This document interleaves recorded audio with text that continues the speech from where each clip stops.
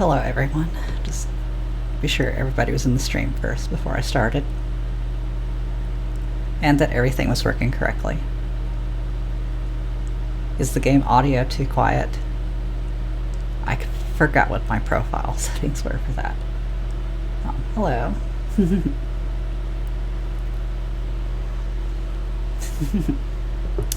Alright. Today I want to show what making a level looks like now, since the game has been refactored quite a bit since the last stream. Let's see. Alright, if you want me to turn off my desk fan, then you're going to have to deal with my computer's fan. There's no getting around that thing until I rebuild the tower or just build a new one. I don't know. There's no way around that for now. Let's see.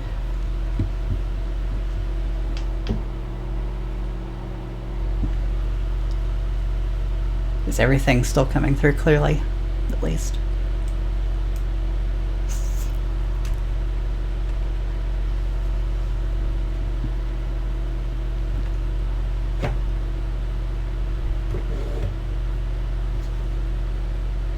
See, so right, time to roll up my sleeves and get started. Double check that. Yeah, I was gonna modify my controller settings, but then I remembered be using the keyboard entirely for the stream.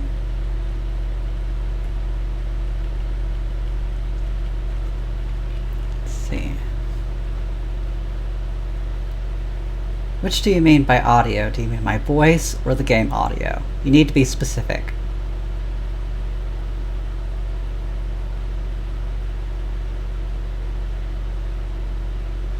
Oh, okay. Okay, is that better?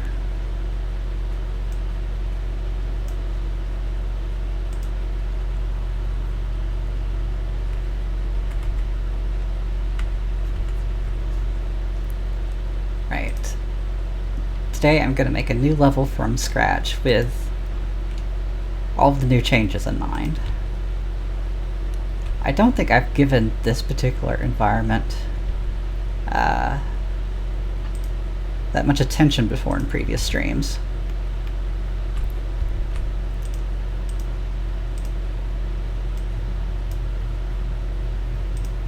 Okay, is that better?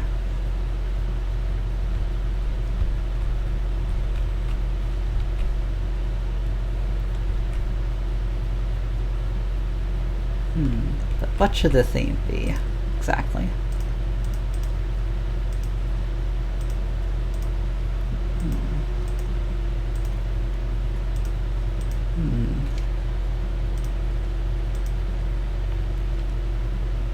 What should I make it about?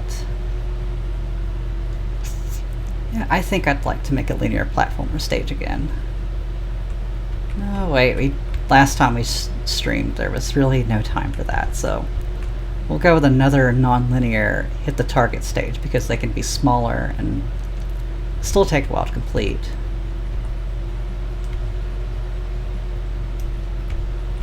Let's see, so, but this time maybe the stage could be half water,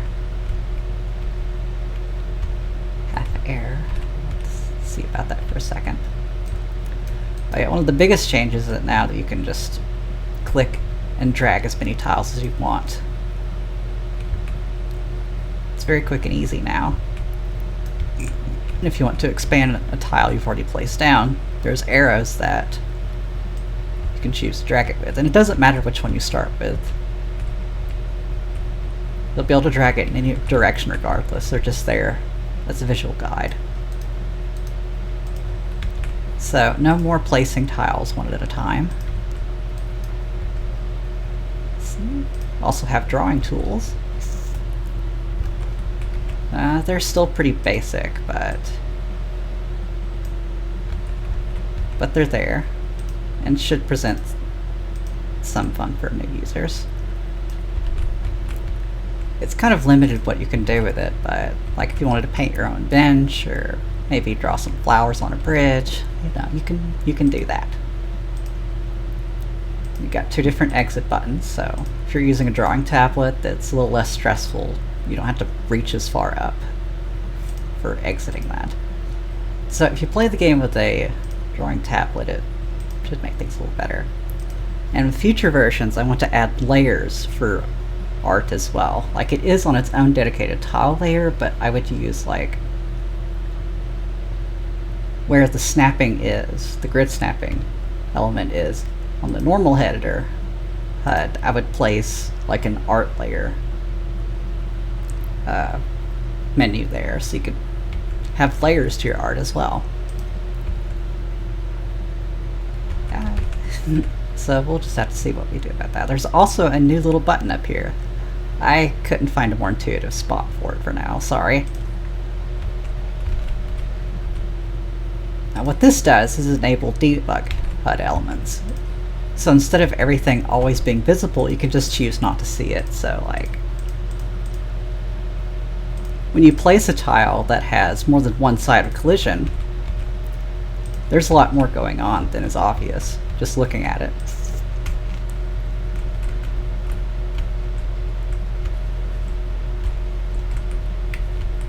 Because collision data in Shang the Architect is one-dimensional, there has to be a way to switch tile maps. So now all slope tiles have this node that controls that for you. So as soon as you hit this this hitbox here, it will switch to a different tile map. And this works better than the old system because I can have the boundaries go well beyond the boundaries of the tile itself. So long before the player object can even detect the tile, the map is already switched over and none of the sensors are in conflict with it. It's much more elegant. This is why you need 2D collision masks. It's just a lot simpler than having to do things like this. And don't worry, you never have to place these manually. It comes with every single tile that's double-sided that you can place. Okay, so yeah, where do we start here? The only stipulation with the new system is you can't tile slope tiles, but more often than not, like, you obviously can't just put a string of these here. It doesn't look very visually pleasing, and the game won't let you anymore anyway. So like, if you try to place a slope tile in such a position where it intersects another, it just won't let you. There is a while loop that scans every 8 pixels or so of a slope tile's pixels to make sure that there's no intersecting loop piece first before placing it. And it's pixel perfect, so like, as long as so you can still place these things just as intuitively as before. You can still connect loop pieces without issues with them yelling at you. So there's that. And any reverse course tiles, they work this time, so if you want to make the little fishy go left and right, you can. He will respond to it now. Only took me 2 years to make that tile work.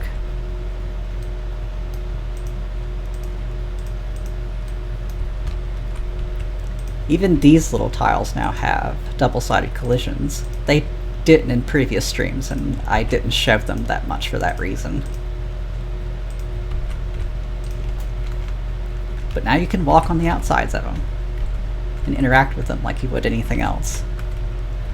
You still saw something funny though, of course, but again, we're still working out the kinks in the game before release, so there's going to be a few nitpicky issues here and there. We want the game to be in good shape. It's already improved a lot since the last stream. Like, lots of what I've shown you previously was not possible with the collision system that I had. Oh yeah, that's right, we're making a level. Silly me.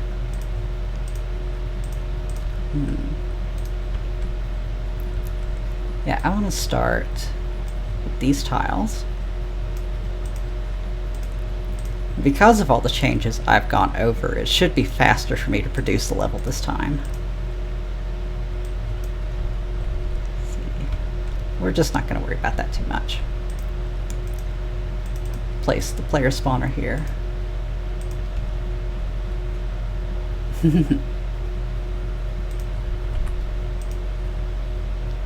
So, yeah, then have camera boundaries here. So that the camera doesn't go beyond that point. Even the player won't be able to go beyond it.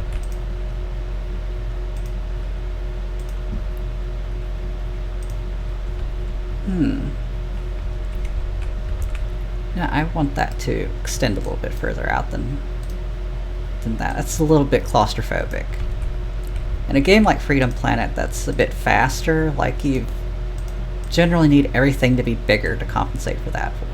Like, tight platforming is okay in Celeste and Mario because they move a lot slower, but in Freedom Planet, well, the game is better suited for tighter platforming than Sonic, but it's still like, it's much more comfortable for the player if, like, the, everything they encounter is much bigger and easier to collide with and jump onto. The only difference is you don't need it to the same extent that a Sonic game would. Because, well, like, with how slowly Sonic accelerates and decelerates, everything needs to be bigger to accommodate for that. In most situations, anyway. Tighter platforming just doesn't work there. We can do that here, but only so far.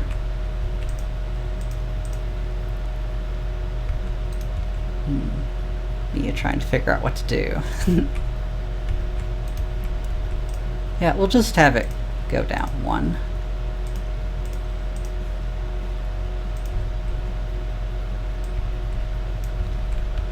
And I'm going to have a water height adjuster, so the default water height is like maybe right here.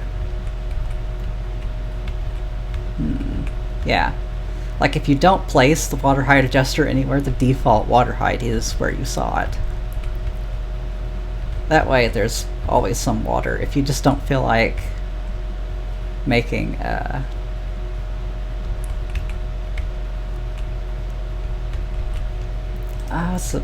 sometimes I forget how to articulate my sentences. Now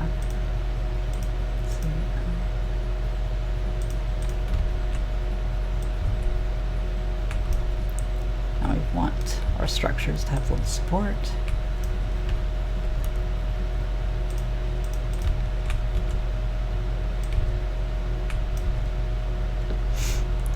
I tend to place a lot of stuff like well beyond the range of the camera because, well, Shang the Architect does have a zoom out gimmick that you can always turn on as long as you have debug mode on. So like if somebody felt like the level screen crunch was just too much for them, they could override your own zoom out gimmick with the debug controls. So you don't want them to end up seeing like huge gaps in the scene, like, oh, there's no shadow tiles there. Oh no. You don't want that. It's a bit early to be thinking about scenery, but for the sake of the stream, I like levels to be somewhat presentable as we go.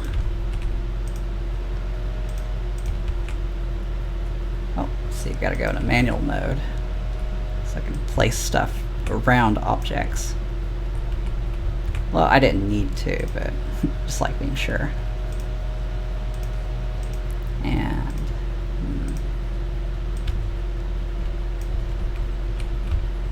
oh, whoops. Got rid of the bench. It was on the same layer anyway, It's never a good idea.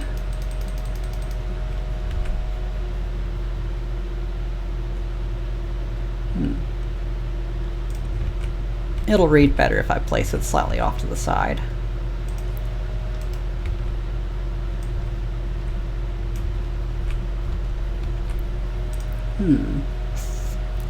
And where... Yeah, I want it... the structure to look a little nice.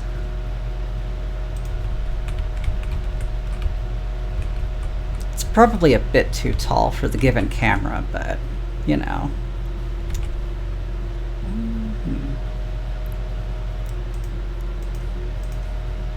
Okay, there we go. So yeah, I'm gonna move the bench a little bit more here.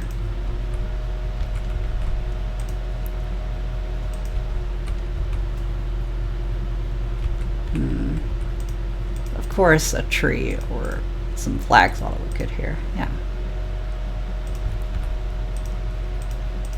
You don't want to overdo it with stage scenery, but it is pretty nice to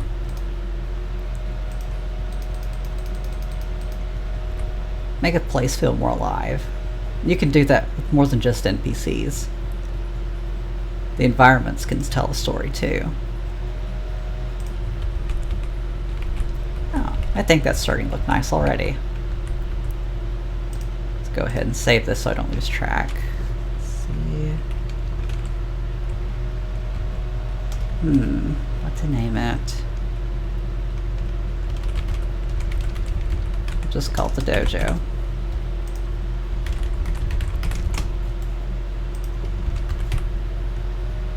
No, that's not very professional. Okay. Another thing you might have noticed is that now we have a tile limit meter above the editor HUD. This ultimately doesn't mean anything for much larger stages, but for the really large ones, you want to take into consideration the fact that a very hard reality that I had to come to terms with Game Maker's tile system is that after about 16 to 32,000 tiles placed in a room, performance does start to go down the toilet. So you can't really have limitless tile placement. Granted, you can place more tiles than objects by any stretch of the imagination, and it's still a huge performance boost over objects, but there are still limits to the system, which Game Maker Studio 2 attempted to address by refactoring their tile system entirely, which made it a little bit more complex and involved to understand, but it is a much better system. Like, they went with that route for a reason. Oh, whoops.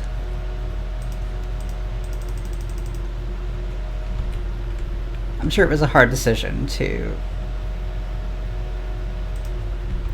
do that when, like, Game Maker has had that system for over 20 years, but technology and what people want from their software is always changing, so you have to adapt to changing times, basically.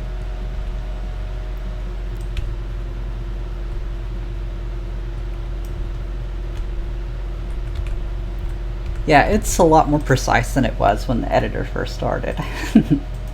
Like, my god, it was kind of a mess, but...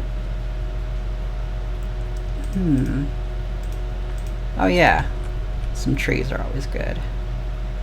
I'll put down a couple of trees here. And one thing I emphasized in my last stream is like the importance of scenery in a 2D platformer. Like, it helps guide the player as they move around in large open spaces. Because like in enclosed environments, it's pretty easy to tell where you are when you jump. Yeah, like, it's pretty obvious, like, okay, I am this high in the room, I am okay, but when you're in this large open space, it's like, where am I? As you make a huge jump arc. Like, you don't know where Lilac is right now, when she's over there. So, having scenery, as long as it's not compositionally inappropriate, it's very helpful in guiding the player when they're jumping over huge gaps, wondering where the heck they are as they jump. So we're going to take that into consideration here as well. Go back into auto mode.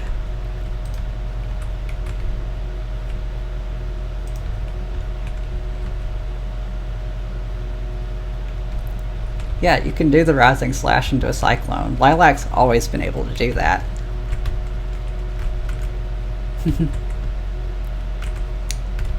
Like, you can even use attacks to cancel the cyclone. This is one of the first things I took time to implement when I first started the project. I also made the glitch jump easier to perform, so there's like a 3-frame window to press jump after attack, and you get a nice high jump. Anyway, though, let's back to this, and I kind of want to change the character to Carol, because, like, yes, I want to show her sprites off again. They changed a little bit. Like, after looking at Troop Sushi's version of Carol sprites, I realized, like, hey, I could still make Carol look more detailed while still fitting the original game's art style. So that's basically what I did. I gave her eyes that are much more fitting to the art style of the game, just like Troop Sushi did. Troop Sushi just added detail where there wasn't any. So Carol still looks the same as before, just with as much level of detail as Lilac now. Where is Mila? Little puppy. I'm glad you think so. Yeah. Carol's sprites, like, they're still the same as ever. I didn't really rework them or anything. I just put a new coat of paint on them, because I felt like Strife would have done that as well if there was time, but Freedom Planet's development was... There's this trend I've noticed with Kickstarter games where the Kickstarter backers have, like, negative levels of patience, so the game had to be belted out as realistically quickly as they could. And you know, when you're trying to make a video game relatively overnight, you can't give everything the level of polish that you wish you could have. So that's what I did. Like, I have limitless time, technically, with Shang Architect. Technically. So, like, or rather, I just don't have a deadline, like a commercial game project would. So I'm able to take that time to do things like that. And Carol is a character I've really grown to love the more I've worked on the project. Like, at first, when I first bought Freedom Planet, Lilac was the character that drew most of my attention, but as I learned more about how Carol plays and things like that, I just really got attached to her. I think probably more so than Lilac at this point. She's precious to me. So, of course, I wanted to give her the level of love and attention that any other Carol fan would. She kind of got the short end of the stick with Freedom Planet 1 and deserved more attention. And that's what I've done here. Anyway, though, that's not making this level any faster. So, let's get some stuff. Put down here. Let's do like a floating pendulum platform. I'm gonna put that here. That's too close to that tree. There we go. Let's go ahead and save the progress. And okay, another thing that I've added since the stream was like these ghosts that appear, so you can see what their default position is when the level is being saved. And when you know the starting point, it's much easier to predict where you can place things. Like, say, I wanted to add this little fella to the platform. Now his ghost appears there, and he starts at that position as well.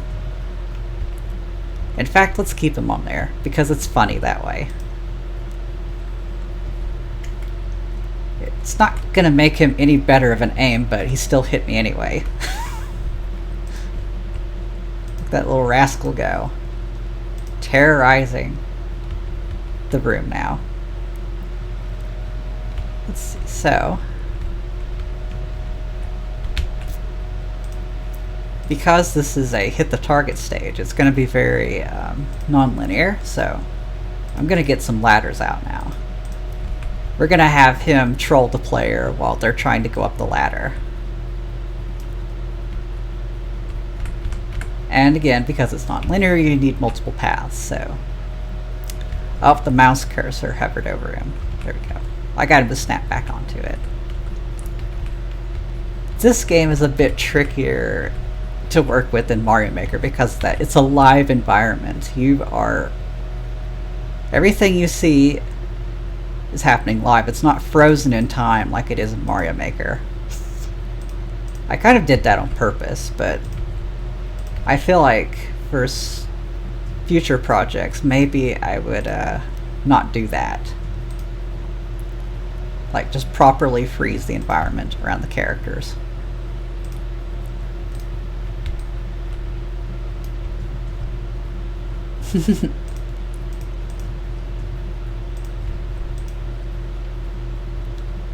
Well, he's not really tracking the player. He has a very particularly set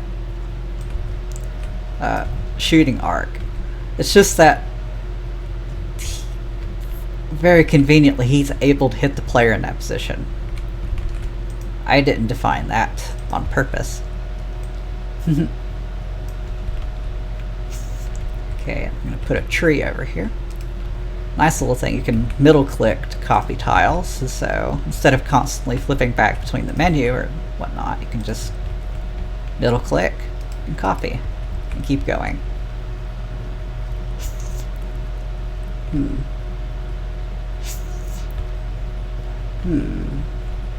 So, yeah, okay, now it's starting to resemble a level here.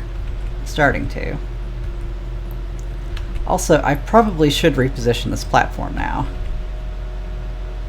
Now that we know we're going to have that in the picture. There. Now it looks a lot more professional already. I like symmetry, if you can't tell. But we could still make this more interesting. So, like...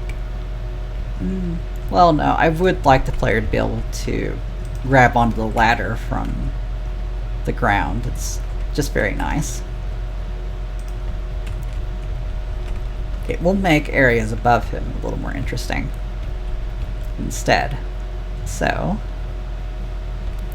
now another thing is you can walk on ladder tiles as long as there's no other tiles above them, just like in Freedom Planet 1, so I might use that to my advantage here.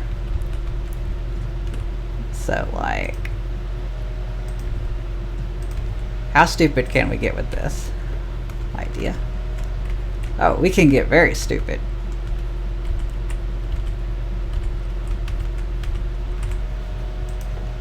So, I'm going to place one of these targets up here.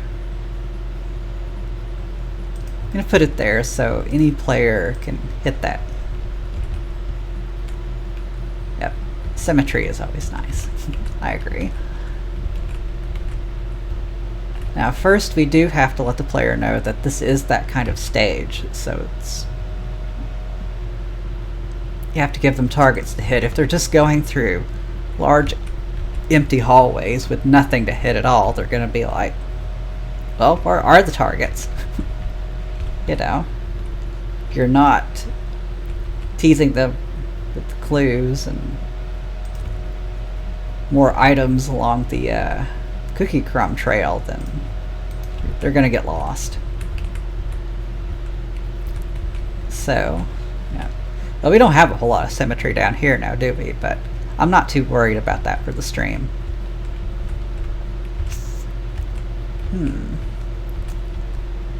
So, yeah, that's there. Also, to what extent can we oh, there we go. Yeah, I'm gonna hide something up here for Lilac and Mila players.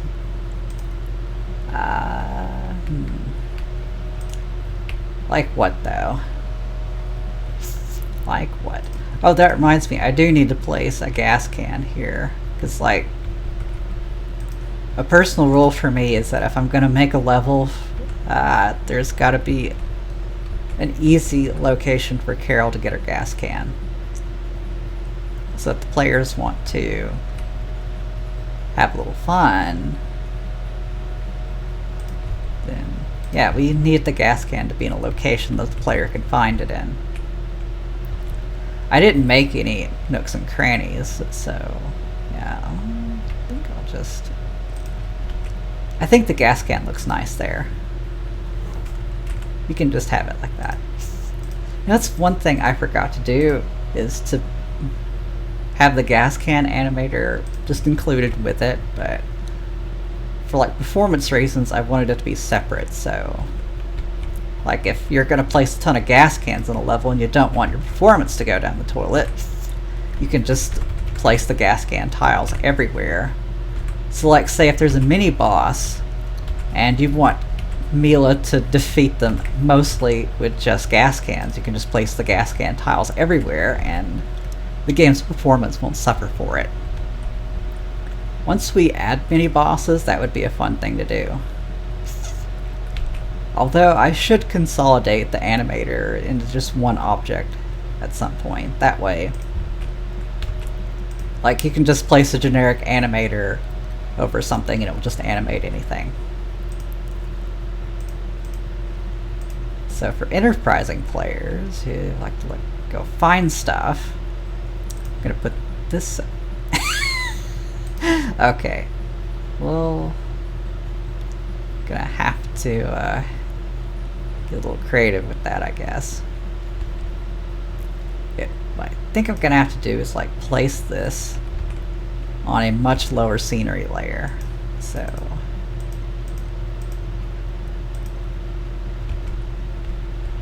oh yeah, that's right. I had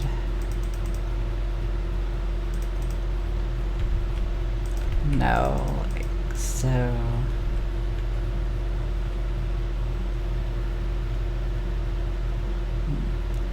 I don't know. I really like the overhang a lot, so yeah, I'm not going to get too attached to the idea. Just not going to worry about it. We can still place regular items there, so that's not a big deal. So yeah, hey, there we go. There's an idea. Place a little one-up baby here. Look at you. I would save you if it weren't for the fact that I can't open you right now. We're in editor mode, so that would be a good idea to set you free. Yeah, I think we'll just have a little baby here, surrounded by a few petal flowers.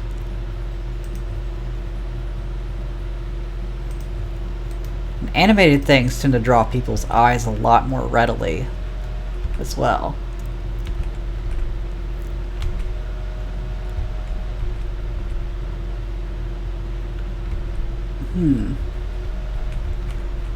There we go. Oh, whoops. I accidentally knocked him off. There we go. Okay, there's the start of our stage. I'm gonna add just a tiny bit more scenery to it. Oh, that's right, I'm on the item tile page. Okay, so... yeah, that's right. No, I don't want to have upside down trees though. Yeah, add a little oopsie. So Hey, that's really good symmetry there. So, yeah, I think what I'll do is like have one of these carpets here. I mean, these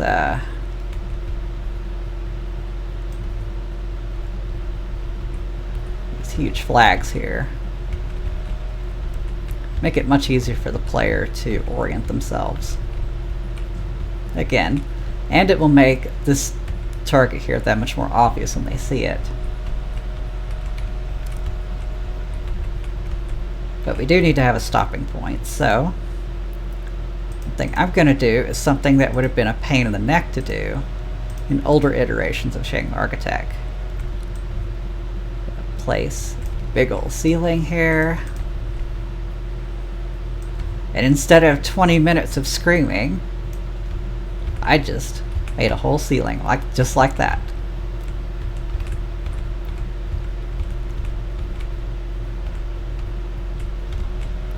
Also, now that we need to look up manual mode, and because I like my symmetry, we'll have these things over that too.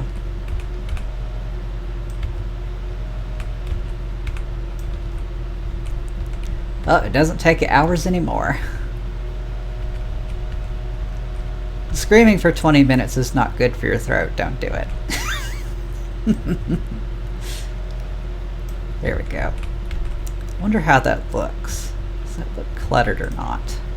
No, it's not too bad.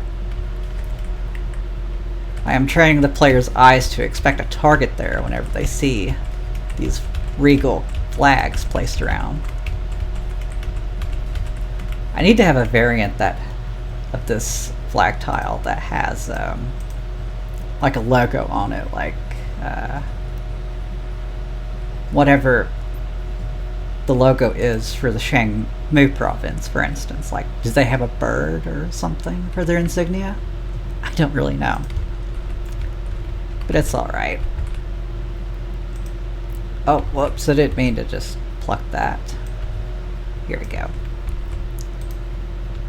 Okay, this is looking too flat for a Sonic-like game. Let's spice it up a bit.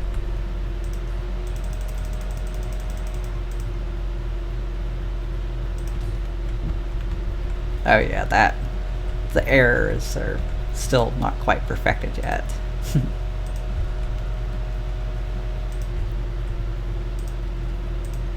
Yeah, it probably is Mayor Zhao's hat.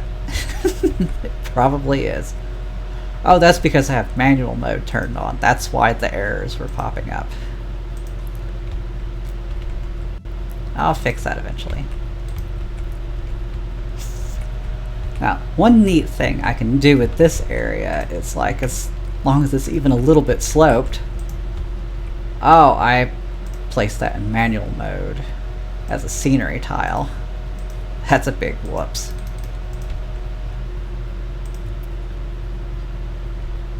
Only things I would do.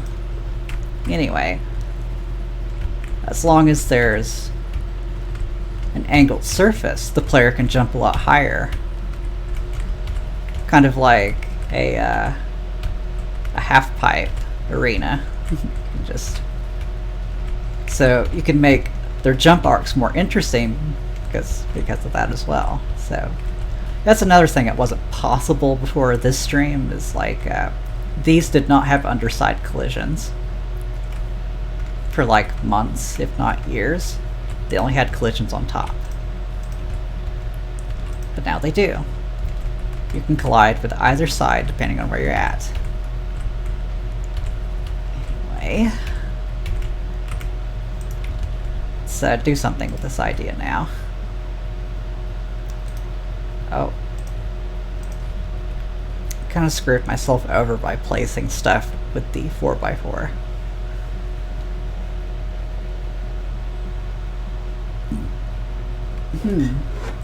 Drink something real quick while I think about this.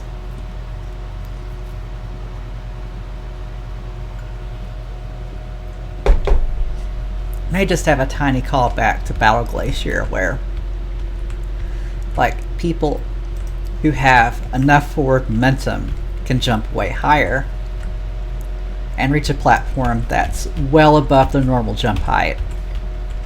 It is a really cool thing, and I really enjoyed that in Freedom Planet. So,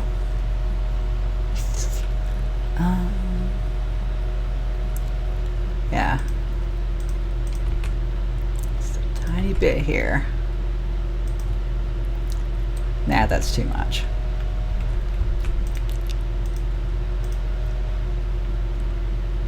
Let's, oh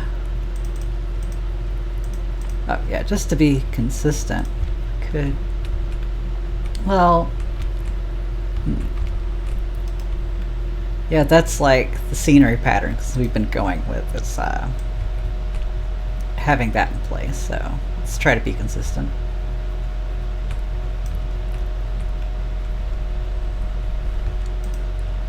Now, let's find you. Pretty you up. Oh, that's right.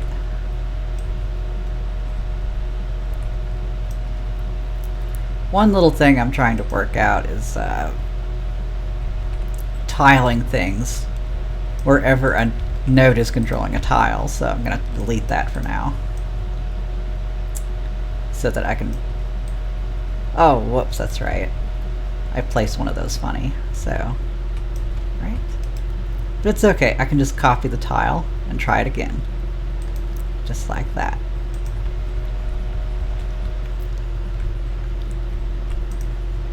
So, now, going back to that Battle Glacier moment, we'll need a little bit more horizontal space. Then you'd think, being the person who programmed the entire editor interface, that I would have an easy time flipping through all of this stuff, but no, not really. Not really.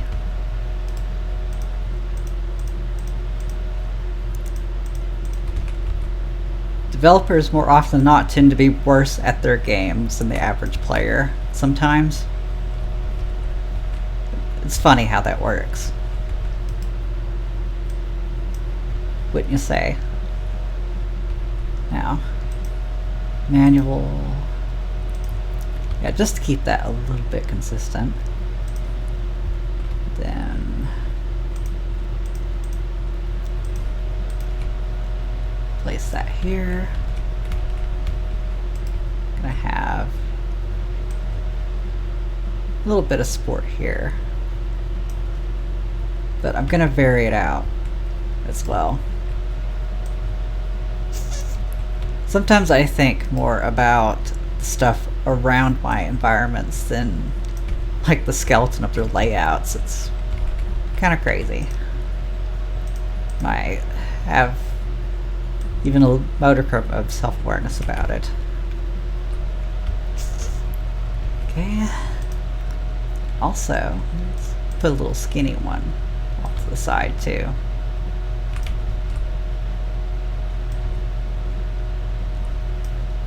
There. Save it so we don't lose track. Unfortunately, I think it's mostly Lilac players that would benefit from this particular arrangement, but Carol probably can too, as long as she has her bike. Let's flip to that real quick. Oh yeah, Carol can definitely make that jump as long as she's got her bike. It's the quickest way for her to get a boost.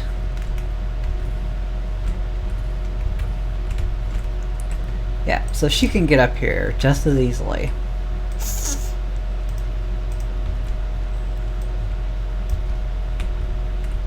With that in mind, though, I can't make that much further. Yep, that tiny little button that I spent days talking about. Yes, that little button. I wish I had a better spot for that button, I really do. But eventually the manual is going to take up this spot right here, so... Although it's kind of... You know what, I could just move that to the hamburger menu now that I think about it. Because you have to go up here just to save your stuff anyway, so... Yeah, I think I'll do that. I'll just maybe in the next build have this tiny little button move down here, then move help down here, because like if you use software to any degree, you're going to know what the hamburger button is. So yeah, even if you don't know what it's called, most people don't know that they call it the hamburger. I didn't either. I was so surprised by that. I mean, just look at it. You got your hamburger buns and your patty. Just need some lettuce and tomato, but obviously not enough resolution for that. So, yeah. Oh yeah, there's moving platform that needs to be placed here, so I need to figure out what kind of, well, you know, a pendulum platform would be kind of neat here, so not there though. That's a little too crazy.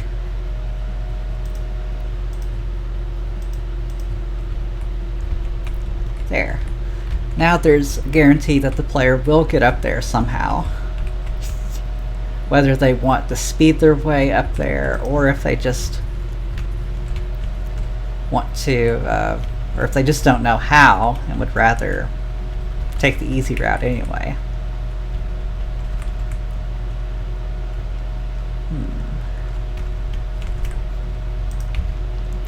So there's that.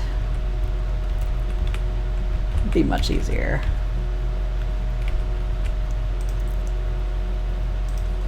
There. Got it saved.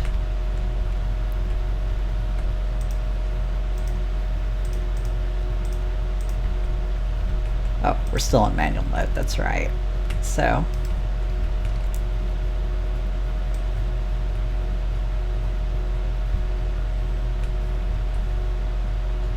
there we go. I probably don't need this much support for all of these things, but I just even in a platformer world, I like some things that are grounded a little bit in reality, just a little bit. You can make things as crazy as you want, but you know. Oh, that's right, we can have this ongoing theme. Have another rock here, another flag here. Now, why are you doing that? I guess maybe. That is odd.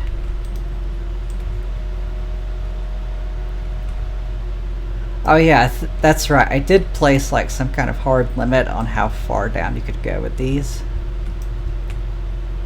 And it could be hitting that limit. Oh no, that's right. I forgot. I'm trying to make this go through a tile that is controlled by a node, so. Okay. Yeah, there went that problem. So, place this tile here. There we have it. Now I can grab another target, put it here. I may even try to encourage the player to jump for this one. Not the exact same height as the other, but we're not too worried about that. So I just wanted to place the flags here so that I can encourage the player to jump early enough to make that arc, if they were to try to do that anyway. So let's try to break up the terrain a little bit though. Keep things more interesting.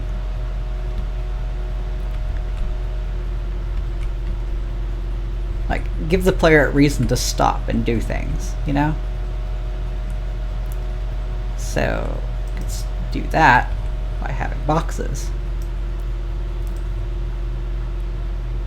Oh, that's too many. If I wanted to be really cheeky, I could put them down here, but Well, it would be a good way to make the player stop and be like, oh hey, there's a target up here. So place some crates down here so that we could encourage them, like, oh hey, look at this target you can hit over there, while they're breaking down these boxes for gems to restore their stamina bar. They could more easily make that jump. But you have to make it look a little bit believable, so what can I do about that? Also, I think it would be kind of neat if I occasionally place stuff on crates so it looks kind of like you would expect in a typical storage facility, where you've got things even outside of boxes, just on top of boxes, and boxes of different sizes. Now, that's an idea for later versions of the game, having crate tiles that are rectangular of different sizes and proportions. The dread box could be made bigger. And by putting a shield over here, that gives the player even more incentive to want to break the crates, because it's like, oh, this is something really useful. So even if they don't want stamina, they would still want to break this up just to get to the shield crystal, because that's pretty useful. But this also means by placing that, I should have some petal flowers nearby that they can access. So like in a later part of the level that may take some health away from them, I can place that shield there. So like we can use the underside of this area, much like Freedom Planet 1 did, and have little petals that seem to be inaccessible until you have the right shield. Give players a small health boost.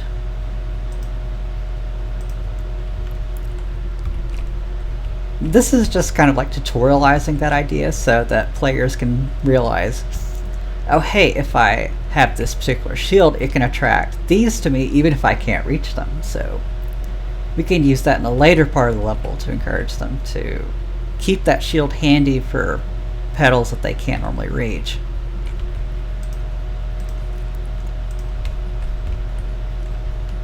I'm not going to be a jerk and place a bunch of these beyond the player's view, though. That's just kind of mean.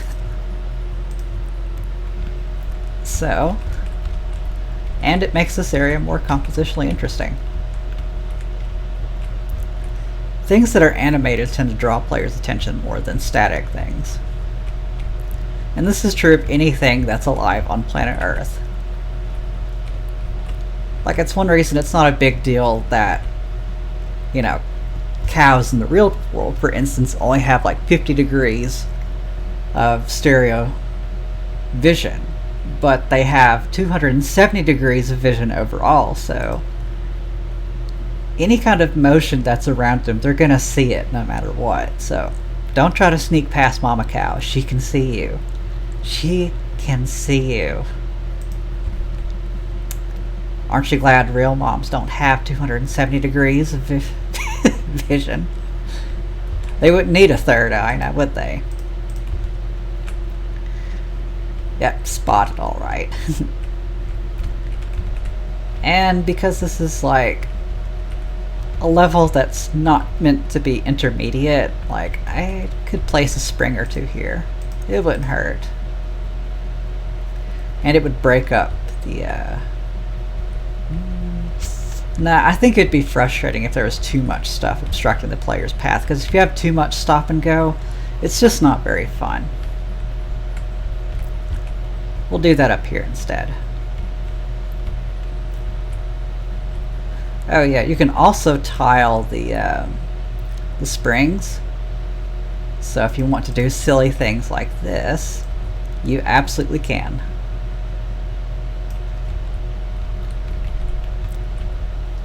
And it will push them very far away.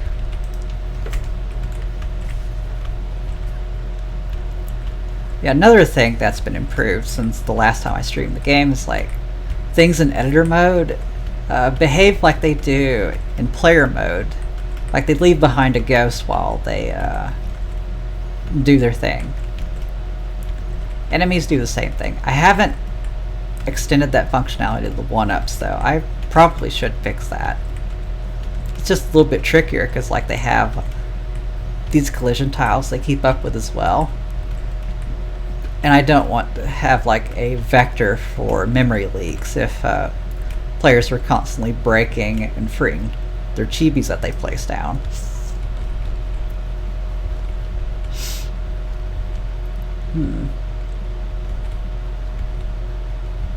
So, there. I'll just have that there. There's like a particular part of Battle Glacier that does this as well, so that Carol can't jump up there. It's just a wall of springs.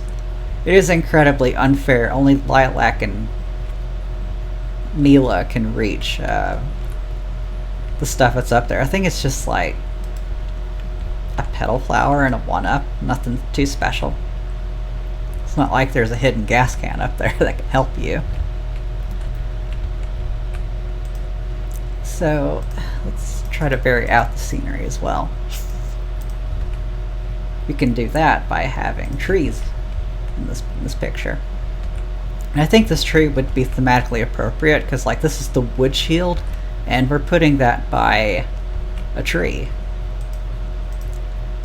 And there's extra decorations for the trees too, so if you want to make it more voluminous, you can.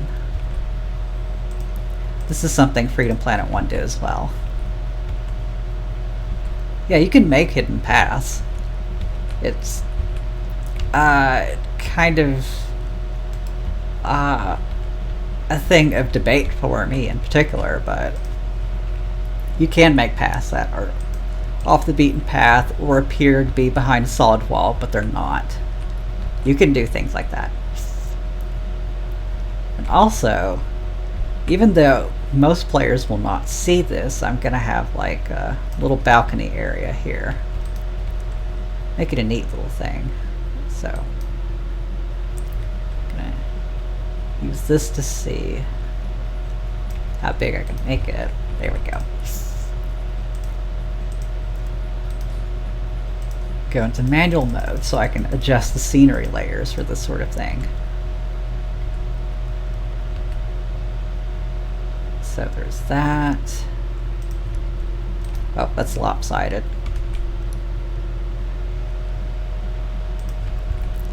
That's a lot less lopsided.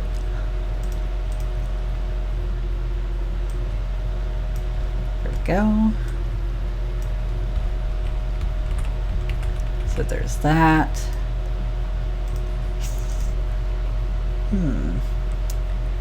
And because I placed that on a negative scenery layer, I should be able to put down like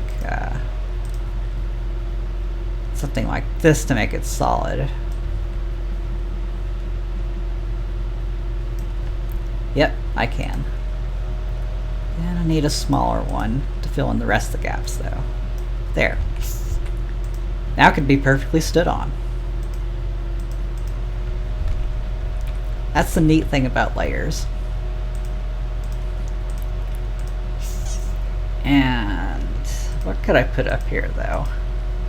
I think I'm just gonna have like crystal gems up here because that's usually what Strife did with any little hidden thing that he put in places like Fortune Light. It would just be like a string of gems that said cool or things like that, you know, pretty simple. In my case, I will probably put yay, that's my thing, if you see my typing habits on Discord.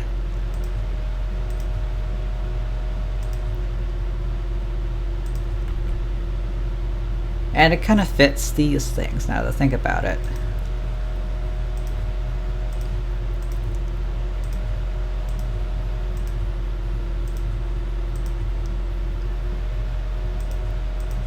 There we go.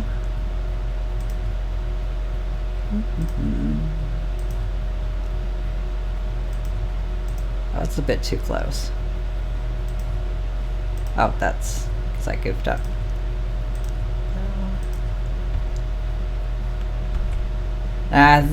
Putting brick up there is that's a bit too tricky. I would need this to be at least 8 times wider. Yep, a big ol' yay.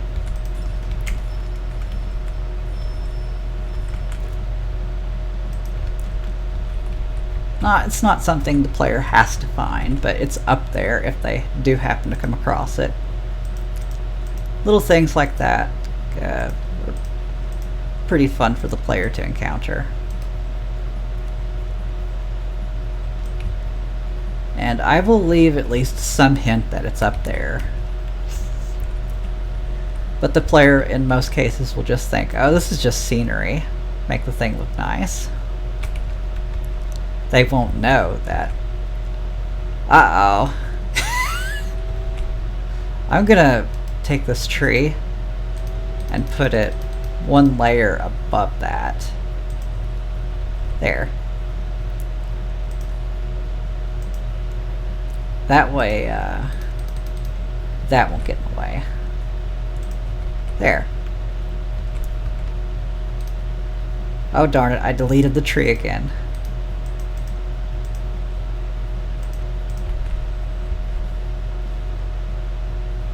So, oh yeah, that's right, the layer that you've got selected does change. That. Okay. Oh, that's right, okay, the tree should be like scenery layer 6, that way, yeah, there we go. There we go. That's fine now. As fine as it's gonna be. Again, not something the player has to find, but it's kind of neat if they do.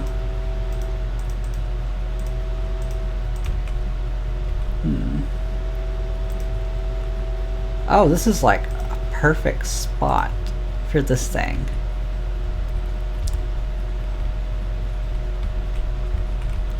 So, yeah,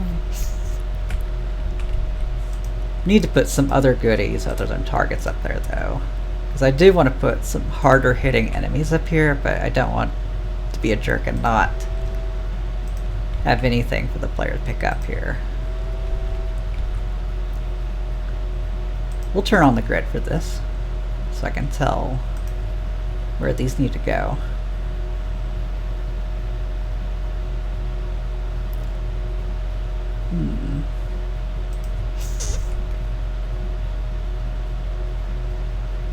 So there's that. It's just a visual grid. It's not like a grid that has any meaning to the grids that the game is using. Like, because the pixel grids that the game uses go from 1, 2, 4, and 8. Because most things in Freedom Planet are placed in an 8x8 standard. Because, like, it's... you need that level of precision for all of the tiles that the games have. So, whereas if you could only place stuff on a 32x32 grid, it would be severely limiting and you would start to feel it very quickly. So, yeah, there's that. Hey, I could put a meanie pants up here. Yeah, let's try that.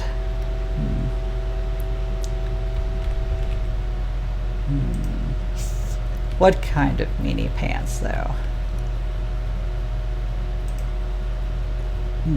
That's the question. We could put any of these guys over here. And I do... oh yeah, that's right, the bullfrog is too heavy. That is the one enemy you can't place there. Yeah, bullfrog, that's his name.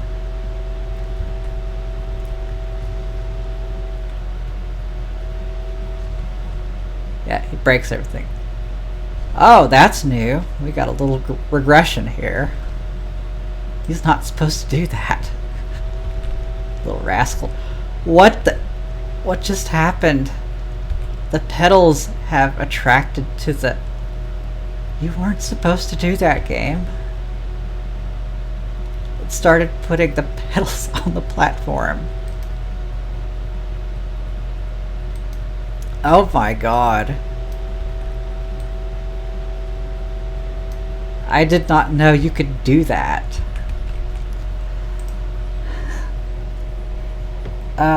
Inheritance can be really funny sometimes, that's all I can say. So yeah, let's figure out what I want up there that's painful before I start putting anything else back up there. This is one enemy that does not respect that at all.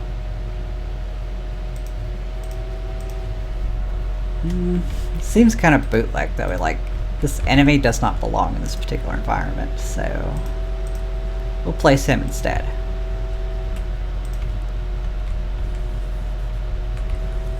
Then we'll place our pedals here.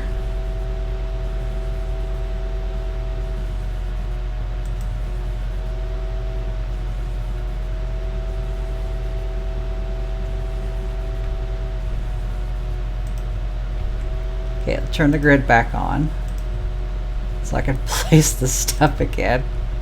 Oh my god. Oh, whoops.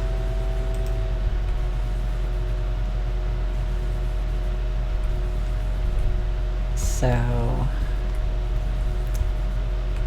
as you can see, the grid is not like super helpful, it's just kind of there as a visual aid.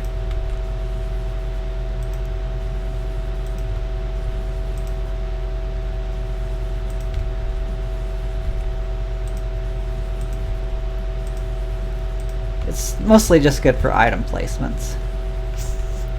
There we go.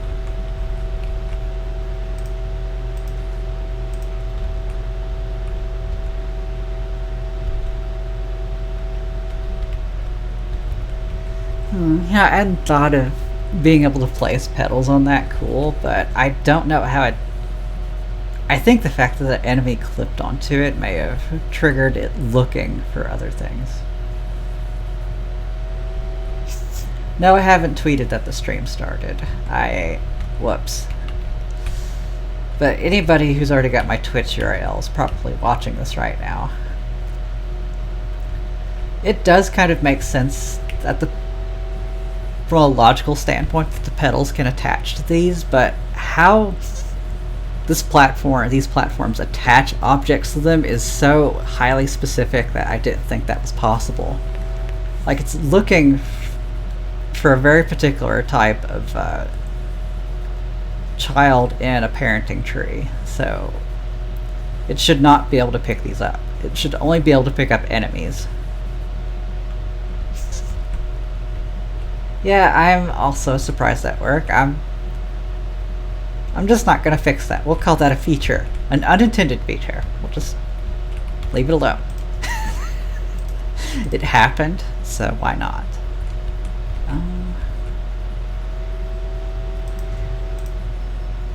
Oh, whoops.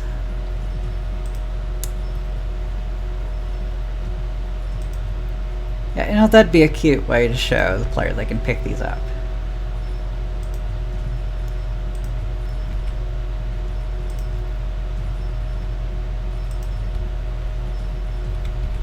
And that you can hit them to get the gems back out.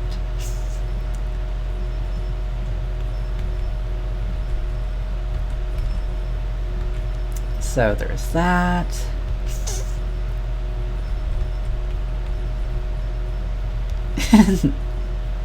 Uh-oh.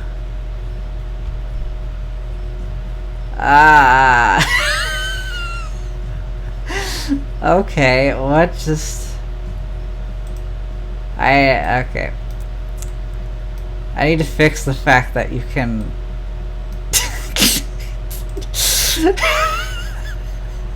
I think he jumped off and died and spat his gems out. Oh, that's right. In the destroy event, they do drop those. So.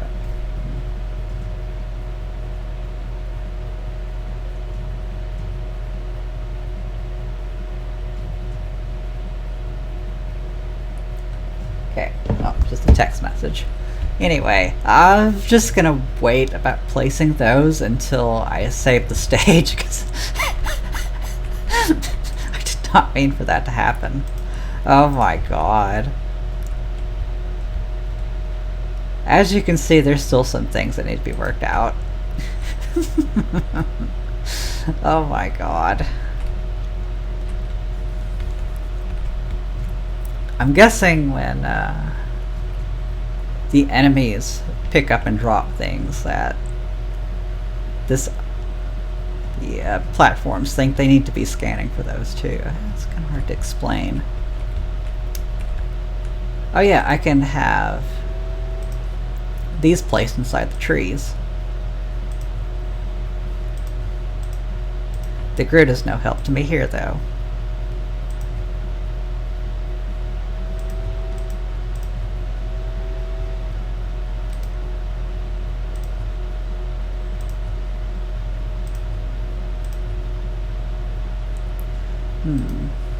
Go. Yeah, it'll keep the shape of it interesting. Kind of like a paw.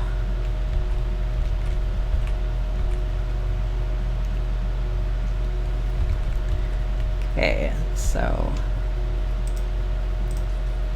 there's that. Now I'm going to have a different enemy up here. We've had our little section where we've got a turretist who likes to hit you. We've got the shock puppets. Now let's start ramping up the pain. Well, not that much. That's too mean, but yeah, I'll probably have this guy up here. The Blade Orbiter. Let's see if he can... Oh! Yeah. You know, I just remembered something really neat that dude did with his stage that I'm going to show later in the stream. Like, he finally found a good way that the turretist can properly hit the player. Like, so basically, like, if you have a hang bar underneath this guy, he's got more than enough time to hit you if you don't move out of the way in time. So, I'll just demonstrate that real quick. It was the most clever use I've seen with these particular enemies. It's like, you don't move out of the way, he's gonna hit you. And he can hit you. So, oh, whoops. Oh yeah, I'm in manual mode holding a tile, so there we go. It's all good.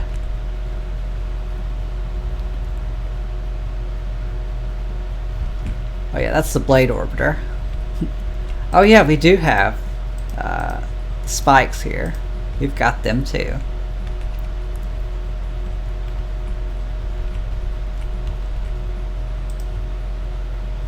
They are a lot of fun.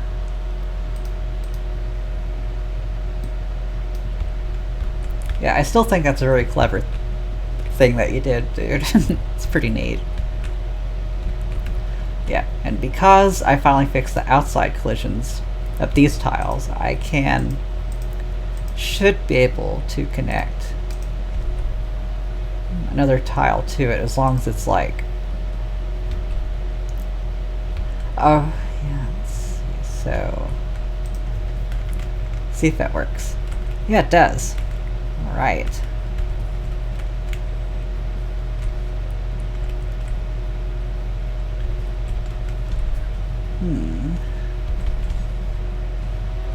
And there we have it. It's nice when things work, isn't it? Those are the double-sided tile collisions in action.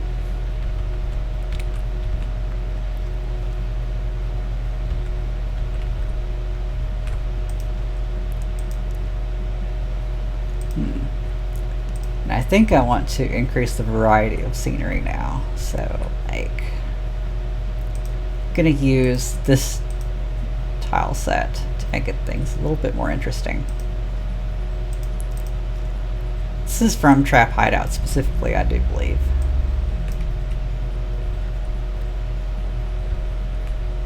Okay, I'm gonna wait just a hot minute to put that down, because I don't want to delete that.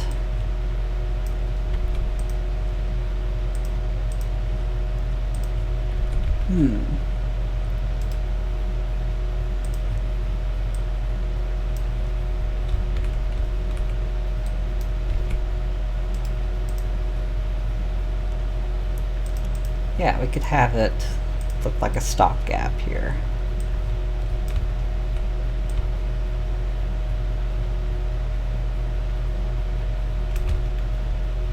Yeah, that was another thing I fixed in your stage, dude, when I was updating it for 1.0.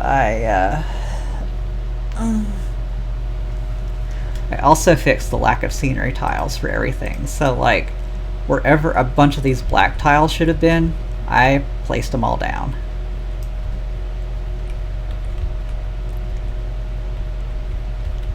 So yeah, there's that. Oh yeah, we could. Let's get crazy with springs for a hot second.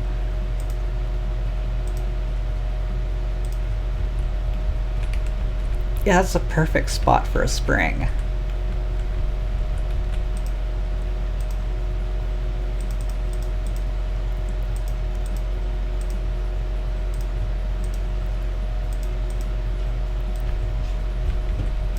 And there's that.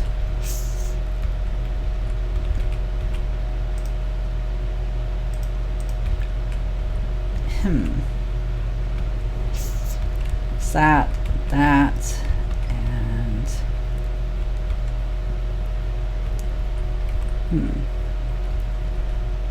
yeah, we could make this little area more interesting to collide with at least. So, like a little distraction for the player. Will.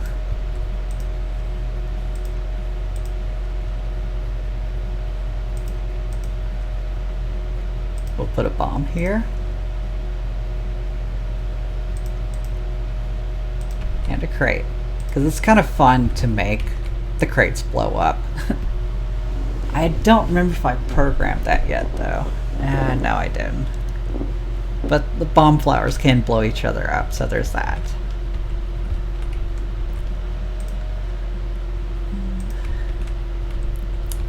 Fun, just something that's there to break up the void so the player can navigate through the environment better. And yeah, then we can pretty up everything around it so it looks more connected to its environment.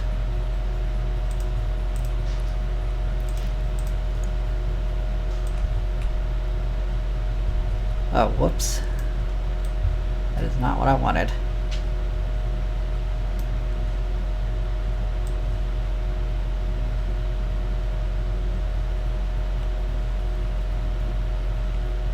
There, got it. And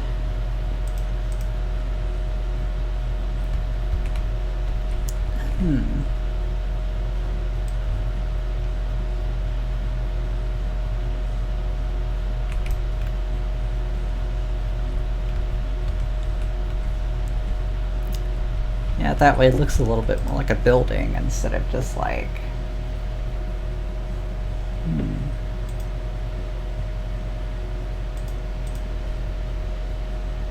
really should be using this lantern more as well. When I was making these particular tiles, I was trying to give them a theme, so like each one says something in Chinese, and Scoodles was able to help me with getting the characters exactly right. Like, I think some of the words mean like create, play, and share, and things like that. I just can't remember, it's been too long. But I wanted to give that level of thought to the lantern tiles I provided. Oh yeah, we can make this more compositionally interesting with these guys placed here. Whoops.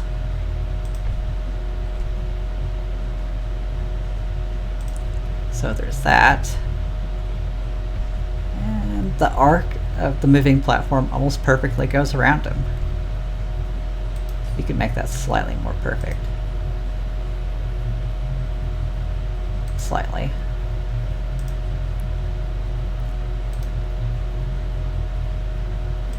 There. Symmetry. You'll make a lot of stupid decisions around the symmetry. A little bench couldn't hurt as well.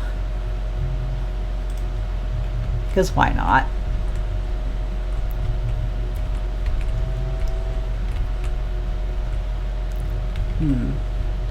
Also, if the player wanted to explore, I'd like it start at that point. There are a couple of new tiles I made myself because like I've wanted some inside pieces to connect this with, and so yeah, I had to make those. Freedom Planet 1 was clever and placed all of these particular tiles with the joints in ways that didn't require those inside joints, but I just had to be silly and come up with my own. So there's that.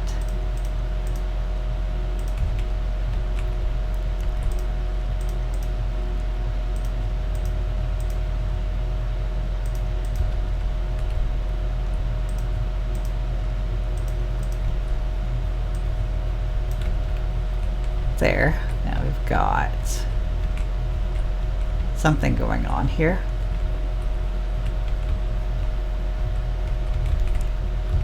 So grab this tile here. Grab this one. And done.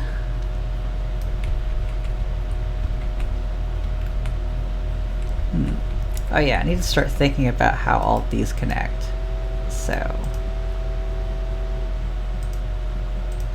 get this elbow joint here.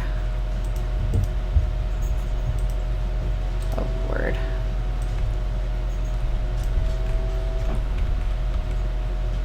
So yeah, now we've got this particular area narrowed down.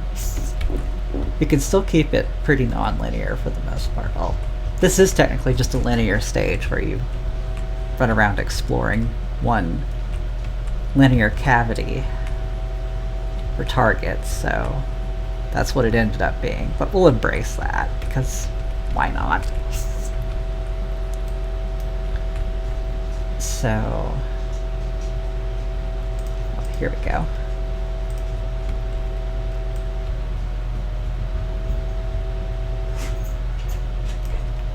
And get this out. There we go.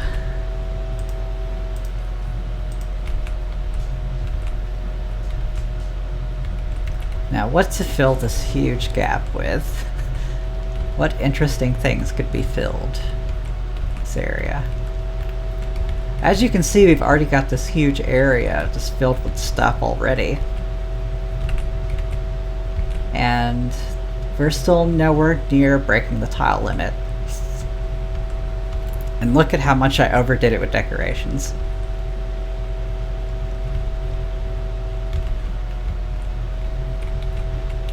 So yeah, let's put some interesting stuff here.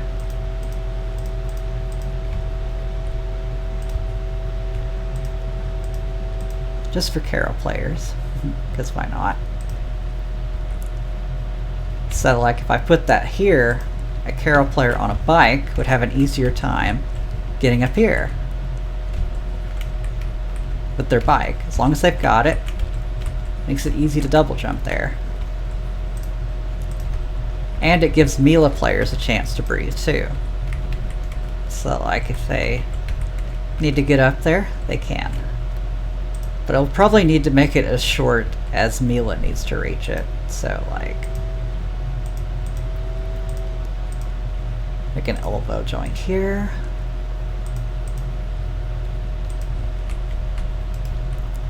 Put another one here.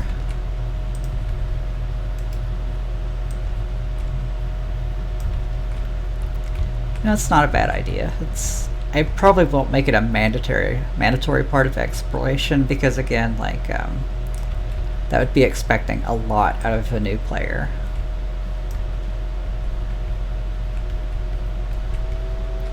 But it could be a fun thing for somebody who is already familiar with how Freedom Planet works. Yeah. Hey, Mila can reach that perfectly. That's really nice. So, and what about Lilac, you would say? What could she do about it? Well, not very much. Not very much. It's doable, but it's very tricky because she doesn't really have much of a double jump at all. Cyclone just gives her a tiny bit of extra height at best.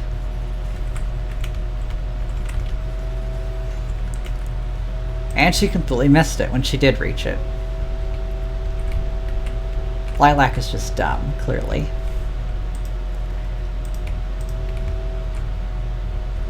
Let's see, so what could I do about this? Again, I think I'll just make it like a little optional thing that Carol and Mila players can reach for. And as well, I might just place another gas can here just in case the player either missed the first gas can or they got off of Carol's bike and lost it at some point in the stage and just needed to get it back.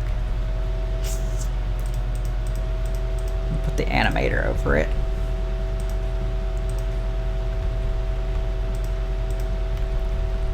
There we go. So there's that. What optional thing could I put up there?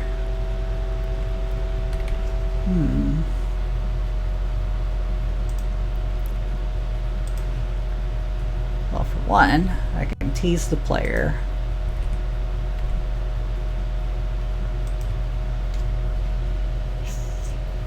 Yeah, that's one thing you can do with Lilac. You can literally climb walls with her if you're clever enough.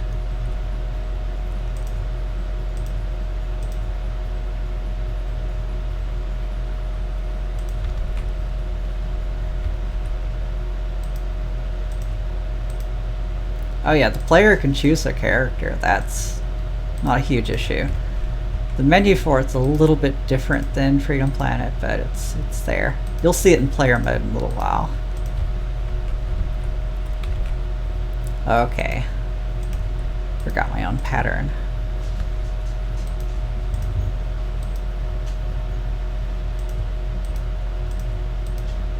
There we go. That here.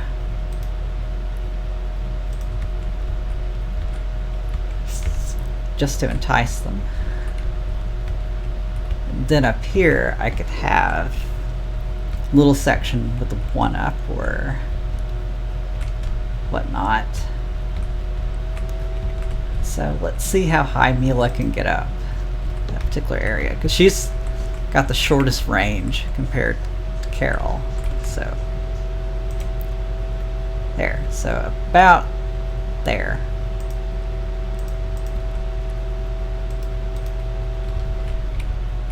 Okay, this is like too high. That's too high as well.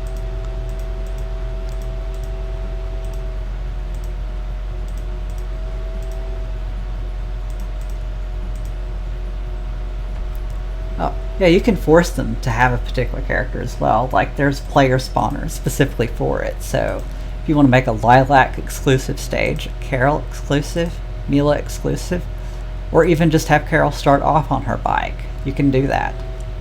You just have to avoid using the player's generic spawner. And it's that simple.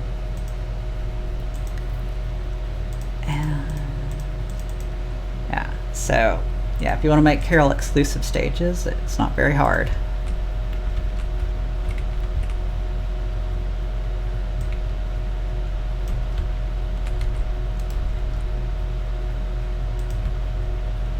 So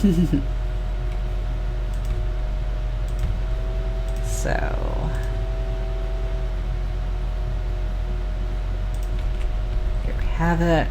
Let's see if Mila can platform up there easily.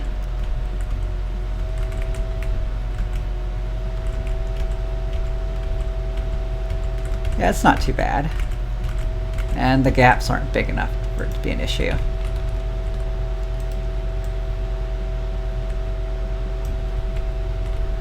So now a casual Mila player can get up there.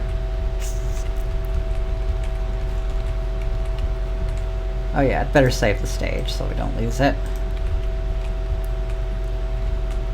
Okay, now at this point, yeah, I'm gonna want to put a target here.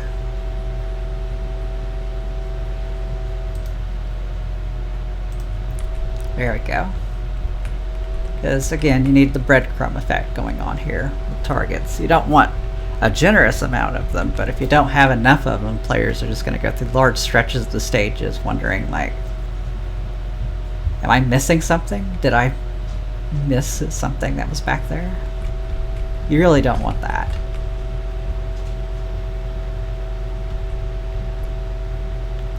Yeah, these are solid blocks, but you can make them scenery tiles as well, so like you can stand on those as well.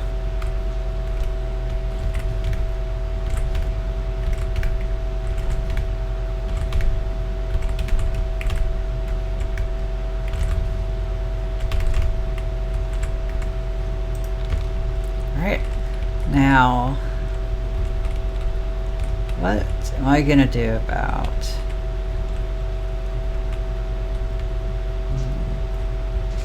this? So that's no problem. Dude. Oh, whoops, I accidentally picked up the decorator.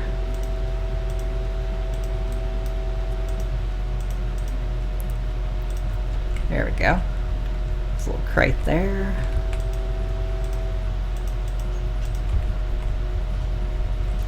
Then I need to put the decorator back over it. Because, whoops. Whoops the doodle.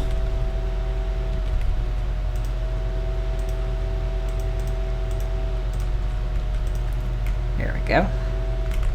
So let's see where Mila goes. Oh, you can very easily get to that part of the stage. Good.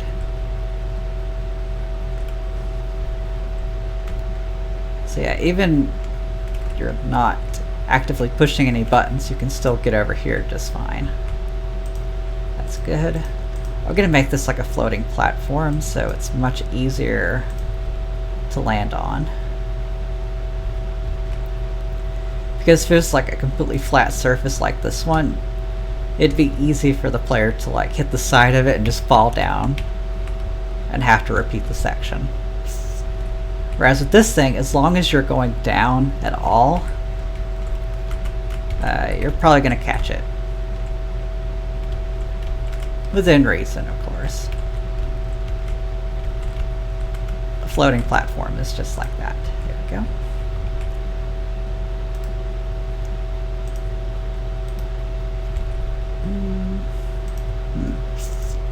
Oh yeah, let's get ladder tiles out now. It's terrible when you keep forgetting where the ladder tiles are. And see if that causes problems. Nope, not at all.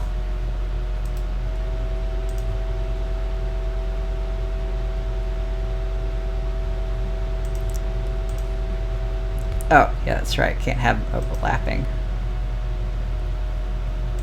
But we can have them overlapping behind flat surface tiles. That's not an issue at all. Doesn't quite look as nice, but not going to stop people from making whatever layout they choose, regardless of its canonicity. Although it does make the ladder kind of pointless, doesn't it? So let's make the ladder a bit taller. Delete that. This over here.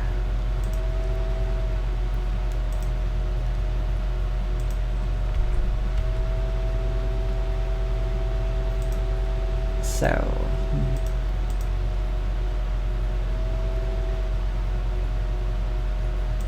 okay, it's too big.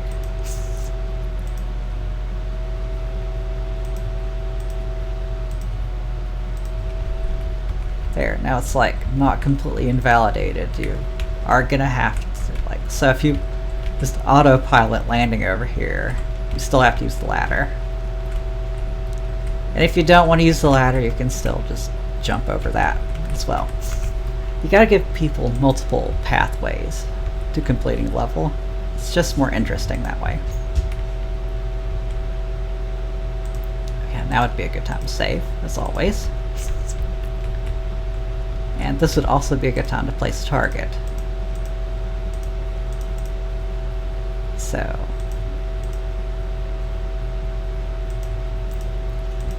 I'm as OCD as it gets. So you know what? It'll be more fun if I place 2 targets to hit here. Feels very satisfying to progress faster in a stage, wherever it's reasonable to let the player progress quicker. It's like, yeah, they got 2 targets in one go. Makes them feel good. You have to consider what makes the player motivated to continue. You have to constantly consider that.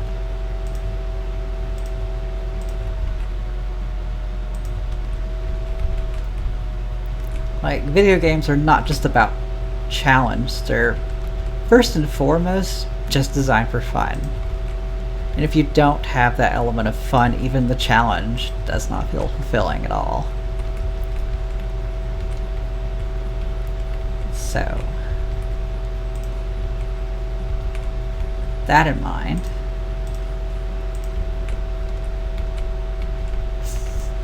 let's keep going.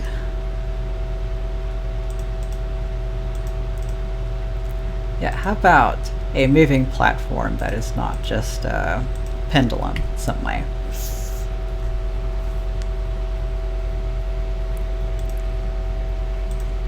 We'll get the big one out.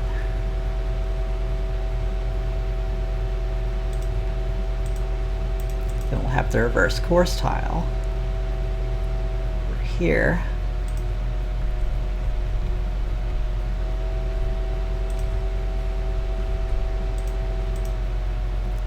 Then we place the moving platform modifier over here.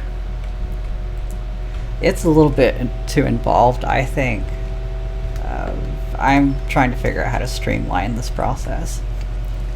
Like, I've thought about just having the floor over floor tile,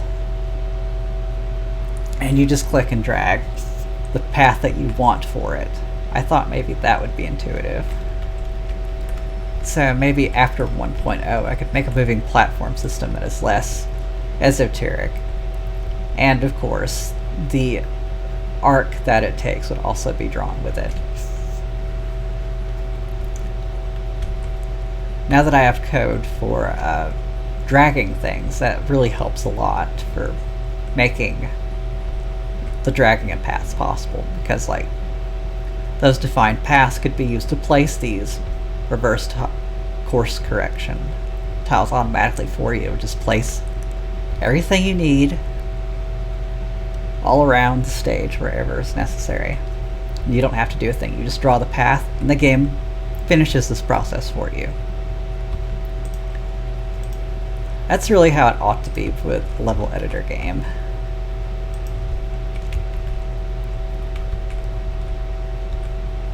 Okay, so there's that. Yeah, we still have that path up there.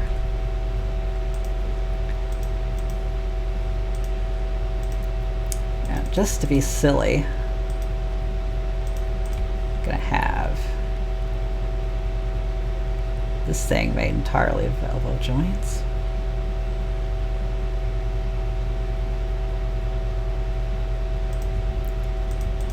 So, place that, that, that, that. This is where auto-tiling algorithms would be handy. I'm just not smart enough to make that happen yet.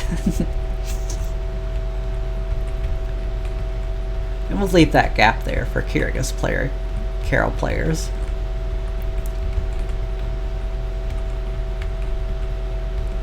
And of course, we're going to have to put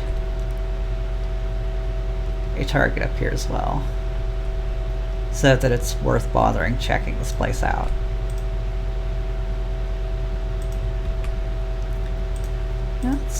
I wonder. Hey, I could sort of do that. Yes, I can do that. I think I will.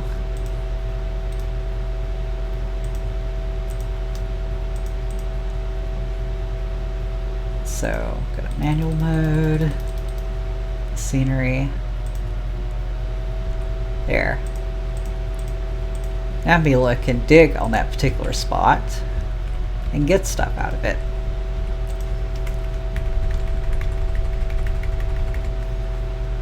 Now don't worry, the saving algorithm will ignore the tile that she just dropped, so that shouldn't save with the level. And if it does, well, you can all have a laugh on little Lily over here. Because it's kind of hard to account for everything. We'll just have a big tree growing out of it, just because. Just because. And it'd be easier for the player to see that something is over there. Like you can see in the edge of the camera that there's something over there that might be worth investigation. And voila, a target. And voila, some other things you might want to look at. Ooh, what's that? What does that lead to? What does that lead to, you know? Considering the thought process of the player as they're going through a stage layout is very important. And as you can see, the sensors for picking up the hang bars aren't as good as they could be. They're pretty serviceable, but I'm having trouble figuring out how to make them detect the hang bars better without hampering the performance of the game. Because I already have a lot of sensors as it is. If y'all remember the sensor count over here, you literally can't see Mila for all the stuff in front of her. Okay, so there's that. Now, save the game, because, yeah, now's a good time to figure out what enemies we want to put here. Now, we can put a bullfragger up here. We should be able to. Yes. He's not too heavy for that tile. Although his projectiles don't take moving platforms into account yet, so not quite perfect.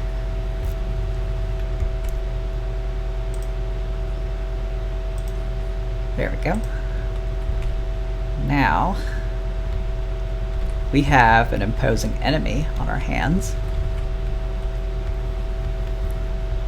And you can even stand on him. Oh, dear Lord, I fell all the way. That's something I need to consider as an anti-frustration mechanic is, if you fall off, what's going to happen? Am I just going to let the player lose all of their progress on the way down, or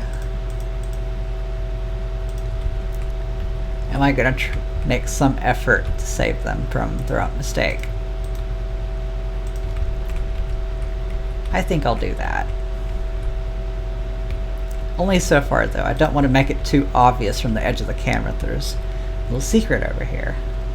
Secrets are secrets because they're out of the way. As annoying and unintuitive as that sounds. And it is very annoying and unintuitive, but that's a debate for another day.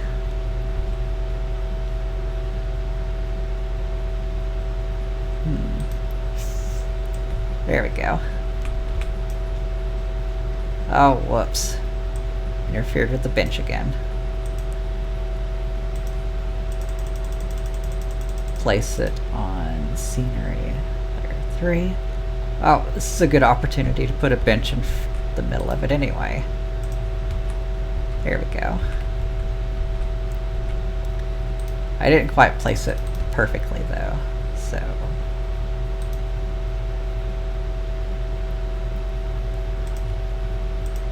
You can get pretty precise with the editor, but I do want to increase the zoom level at some point because it's not a high enough zoom level for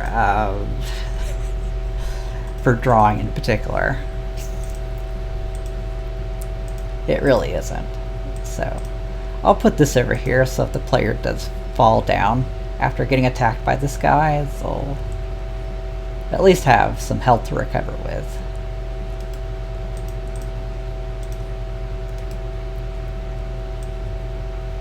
So there's that. There.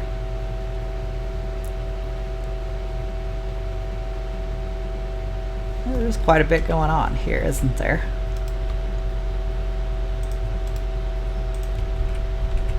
Right. Now if we fall off of this guy, it won't be as bad. There's still room to completely fall, but could be worse.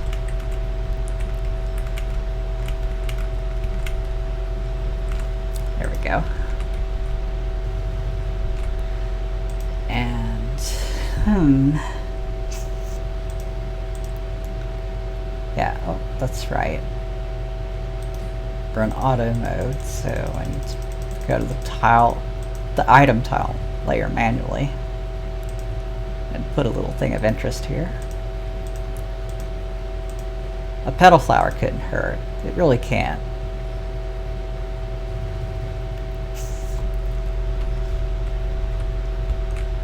I'm not gonna like continue the path from there. It's just gonna be like an assumption that you'll go back and want to check out this area or check out that area from this path that Carol and Mila could take,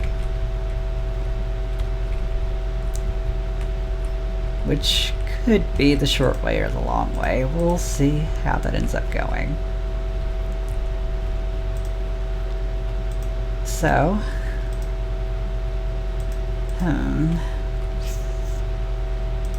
what about, yeah,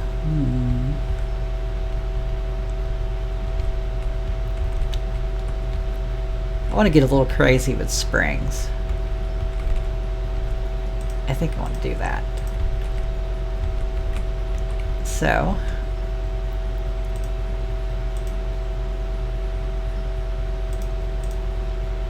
let's go wild with this idea. But I'm going to use the gold springs. They're a bit better suited for this. Oh yeah, we don't need to be in manual mode right now.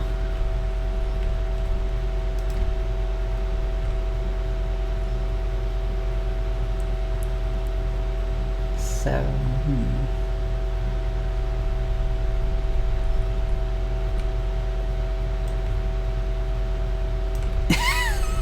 I don't know about ASMR. Oh my lord. Okay, so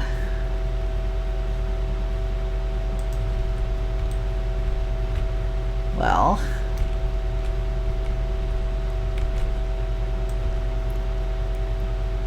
I think making these particular passages shorter helps them a lot, so like they just feel more satisfying to fly through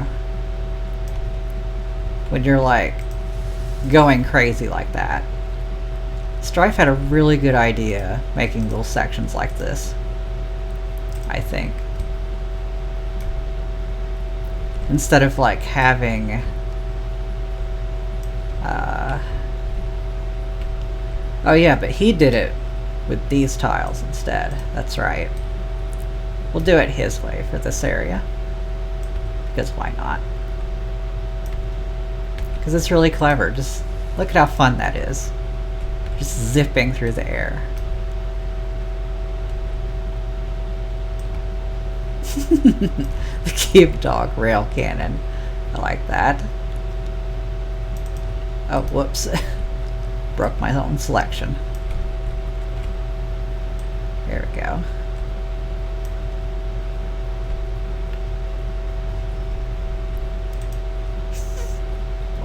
boing, that's for sure. Now, oh yeah, I was looking for that elbow joint. Oh, I knew something was off, but it's okay. Doesn't need to be absolutely perfect.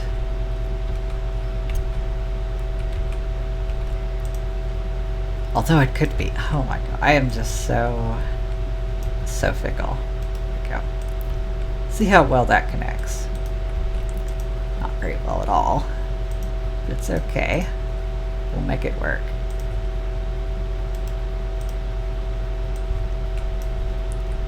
And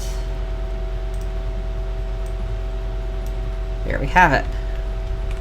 I made them connect even though they shouldn't be able to.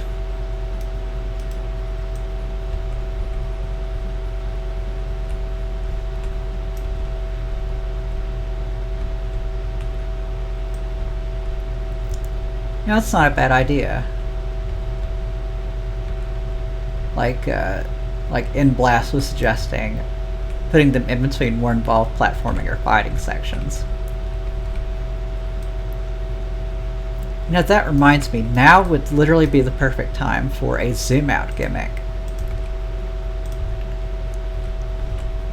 Because, like, there's a very narrow path that the player has to go through. So, we'll do a 50% zoom out gimmick here. So no matter what the player does, they're going to hit this thing right here. And if they are clever enough to get out, like, it'll return to normal zoom levels. Because ideally that's what you want to do. And this is the extent of the view they would see. Yeah, seeing how long it is, yeah, that would be funny. Because it is pretty long. There we have it. And their view is going to be pretty big, so you want these tiles to eat up a lot of space. So there we have it. I think I'll make it about that. No, that's too much time being eaten. No, not really. See how quickly she went through that? We could make it just a little bit longer so it's as fun as possible. Just a little bit. We're not going to go that crazy. So, being able to click and drag stuff is so nice. Good lord, I'm so glad Strife suggested that at some point. This has made the entire editor so much easier to use. Especially with the more inane tasks. Whoa, okay, that's dumb. Don't do that. At some point it would be cool if I could learn how to do auto-tiling and consider the relationships between all these tiles, and yeah, that would be pretty nice.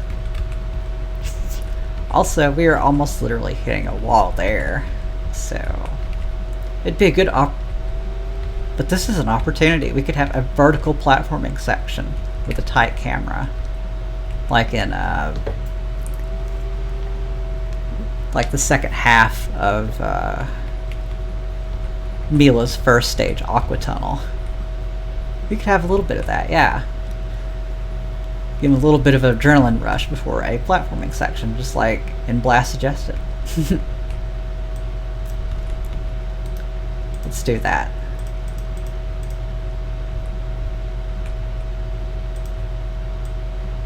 Whoops. There we go. Then have another joint here.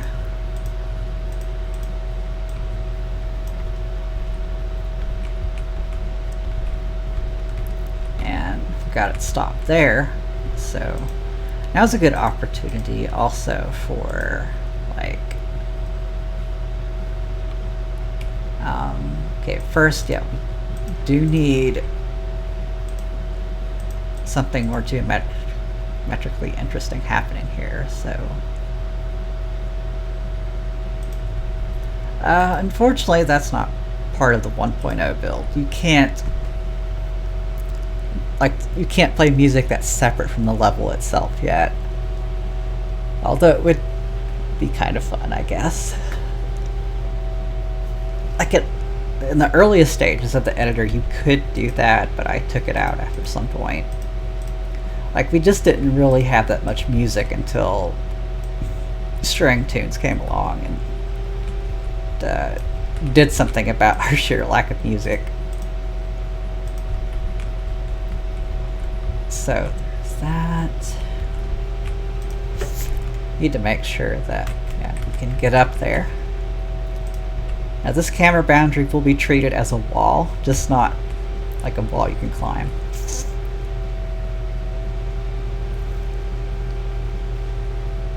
Yeah, the game is playing the level's music right now. I think maybe it's just too quiet to be heard.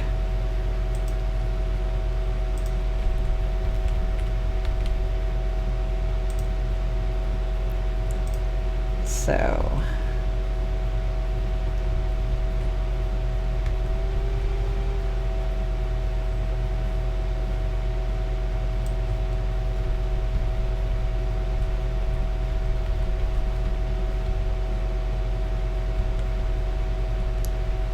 let's see.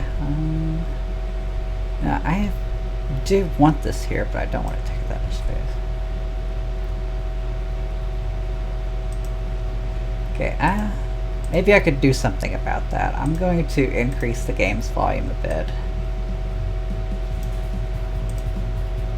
Wonder if that helps.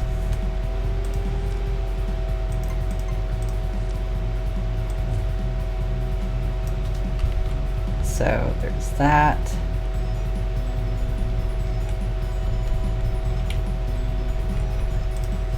Now, what would be a vertical platforming section without ladders?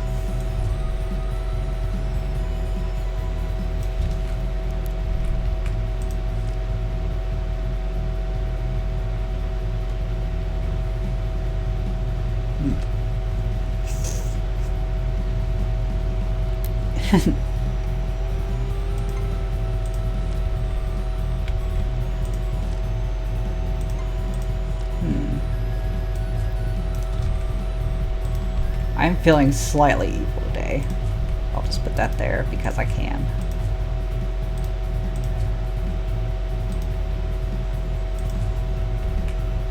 Slightly evil.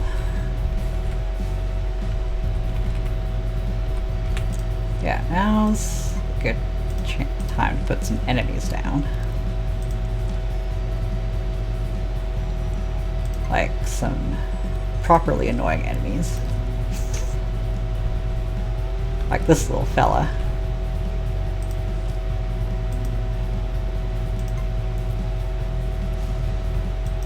Oh yeah, and if anyone missed it before, you can't place water enemies above the water anymore. They just get sad and die if you do it now. Very sad. Except the Sharkpedo, he just kind of flops over and gives up on existing. Existing is too much pain.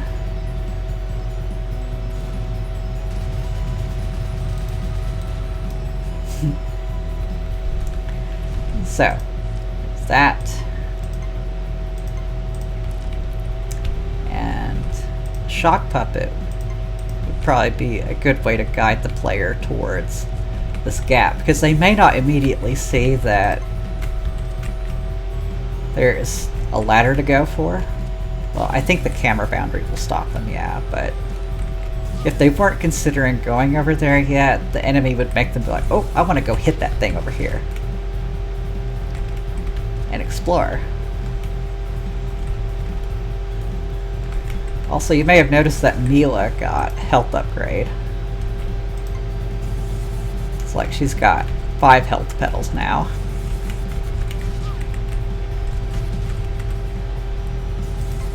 You can't see that because she already lost one, but still. Okay. I'm gonna have a pendulum platform here. It's like, so there's something between the gap So the next ladder.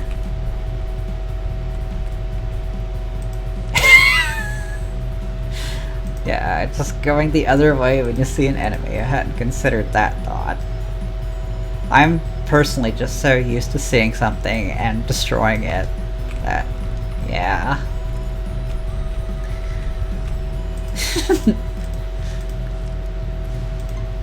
Search and destroy. There we go. Yeah, let's try to make the scenery here a little bit more interesting. Go to manual mode, scenery layer 7.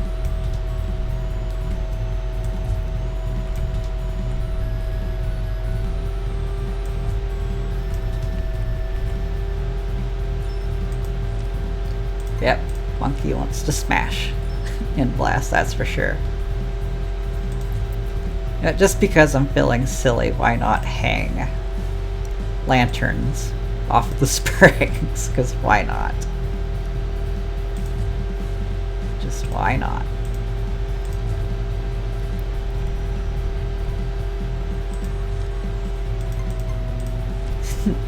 Well, I think a lot about the enemies. That's the worst part about all this.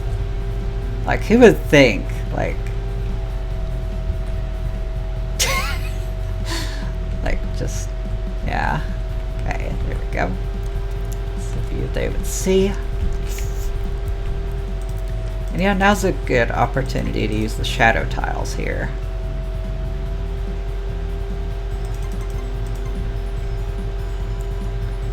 That way we can further emphasize this little section we've got going.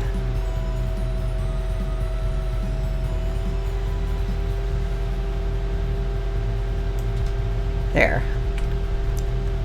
Now it's a bit easier to focus on the action as it's happening. Oh, wow. Depending on your point of entry, that's it could either hurt you very badly or send you straight onto the platform. Okay, there we go. For some reason, Mila's petals are a whole pixel off. That's... I need to fix that. Whoops. So yeah, now we're getting somewhere here.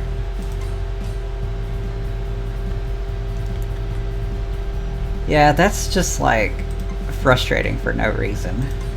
I'll get rid of the spikes. I thought it'd be a funny idea, but I hadn't considered that the point of entry could just do that to the player. Just hadn't considered that, so. Let's go to manual mode so I can very specifically interact with these. I'm going to put one more down for consistency. I think I want another tree as well. We'll have a different looking tree this time. So. And I would like the trees' roots to be above the floor. Yeah, because like the player's feet aren't perfectly inside the floor either, so why should the tree have to do that as well? We'll switch back to Carol now. Oh, whoops, he's just flying endlessly. There. So there's that. Okay. Now for another ladder.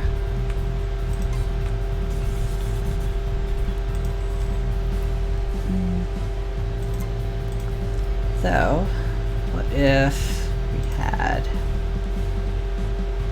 Yeah, I would like that if looked like there was a part of a house here or something.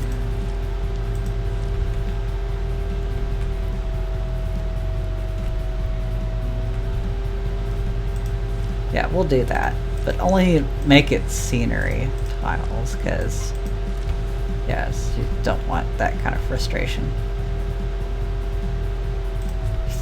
There. Oh, yeah, those are from Freedom Planet itself. Like, you ever played the Mojang minigame in Freedom Planet? These are the cursors from that. I have repurposed them for my own evil deeds. No copyright law in the universe can stop me, as Sonic would say.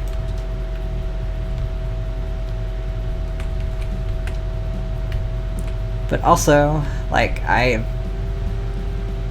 have a functioning conscience, maybe, so I haven't ripped a whole lot from the original game, so... You know, I revamped Carol sprites, I drew all new backgrounds, like... And as soon as I can, I want to do all original tile sets for the game, too. So that it looks like, you know, a mid-cool. Like something in between Freedom Planet 1 and Freedom Planet 2. I just don't know if I would go as far as slightly reshading Lilac and Mila to also reflect that. Because there are lots of little ways I could change them without wasting months and months of my time converting them into entirely new looking sprites.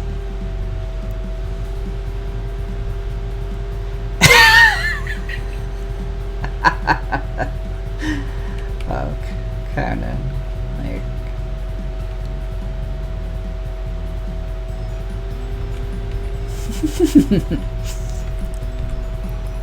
You know, that reminds me, I think the funny thing is the cursors for Freedom Planet's Mojang game were originally just going to be used for the level editor that Freedom Planet had built in that was being worked on. But I guess due to time constraints or bugs, or most likely time constraints, I think there just wasn't time to complete the level editor, so it was scrapped. That's all I can figure. So what I've done with Shang the Architect is bring that idea back to life, but at a much bigger scope.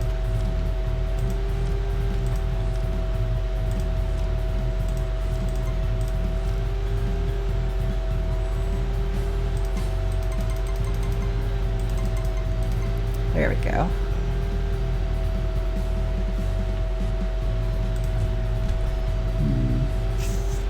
Oh, yeah, it'd be a good idea to move this to a much higher scenery layer than where I had it.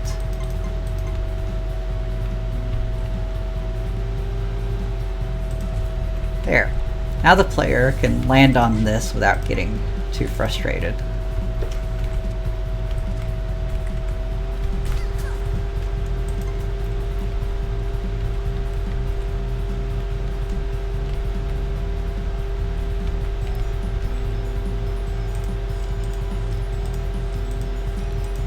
Yeah. Still can't find the ladder tiles quickly enough. As you can see, I am not as good at making vertical platforming sections as Strife is. But, you know, he has really good experience with making Mega Man levels, so that just kind of makes sense, because that is such a huge part of Mega Man as far as I understand it. The few Mega Man games I've played, like, the vertical sections are such a big deal. So...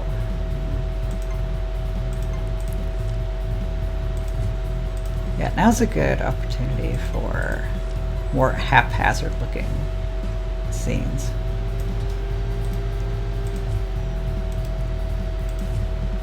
Like, you know, they're just slapdashing a new area together.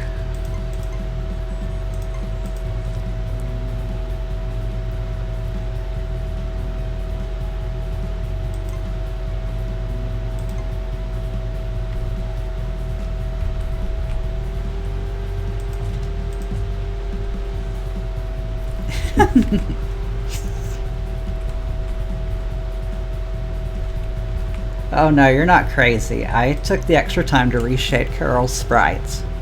All of her action frames have a new coat of paint, and she's even slightly brighter now. I wanted to make her sprites shaded on par with Lilac, so I think I made Carol have the best shading of the three characters, so I'll have to go back and give Mila and Lilac an extra coat of paint at some point too. Just look at how many colors are in Carol's eyes alone. So yeah, the thing I could do with Lilac is to like give her vest from FP2 or something like that and a new coat of paint, and she would look much more like a mid-cool character or a pre-sequel character without having to overall change how she looks, because obviously her fashion sense wouldn't change that quickly after the events of Freedom Planet 1. And Mila, I'm just putting that idea on the back burner because I'd want to change her outfit entirely, and that's a bit more complicated to do.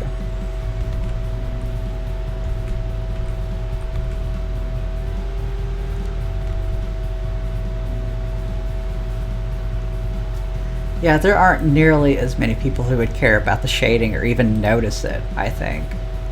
Because, like, notice that it took Conan quite a while to realize, hey, wait a minute, am I going nuts? Did Carol get... Yeah, it's not quite that obvious, but that's also kind of the point of what I did. I didn't want it to be like in somebody's face that, oh, Carol looks different now. No, like, she's still the same Kitty you know and love, just with a new coat of paint. Most people are not even going to notice the difference. Just look at her. She's still Carol. Still Carol, still doing her kitty thing.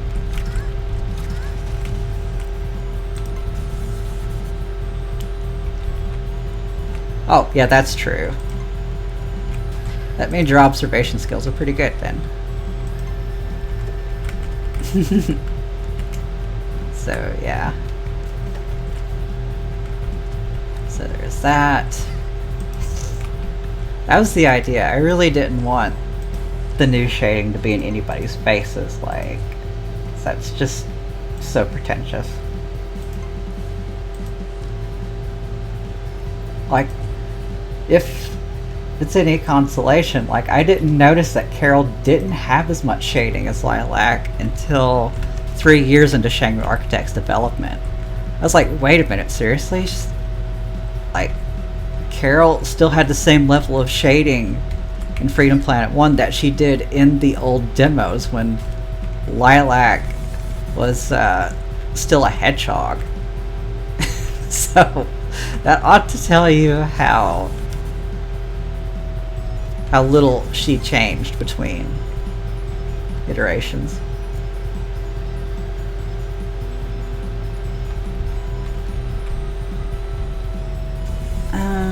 So, okay. Yeah. You could probably use some collectibles to encourage the player to jump from side to side now. The enemy will be the enticement down here, but this little section.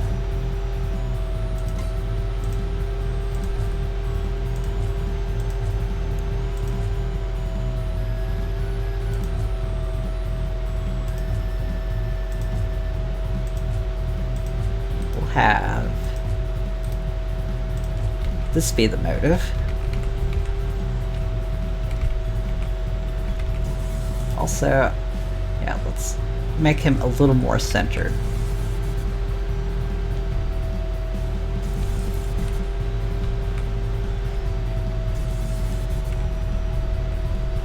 Also, yeah, dude, that's true. Carol was perfect from the start anyway.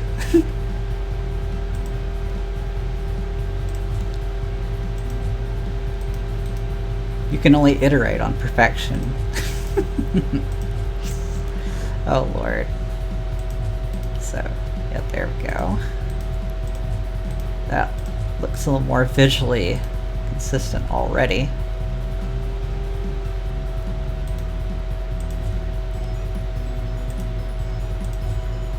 I'm very picky about the patterns of things, as you can tell.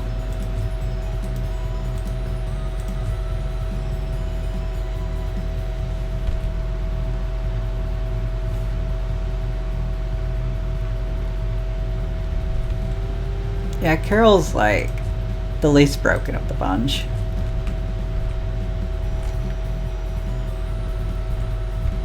And she was also like the easiest to program with all three characters. Like, I thought Carol was going to give me a lot of trouble, and She only did insofar as, like, I didn't know what I was doing with, like,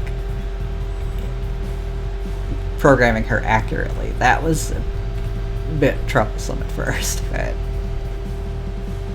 after I got past the learning curve, like, I not only feel like we have a pretty decent Carol in the current iteration of Shang Architect, I grew a lot more attached to Carol as well.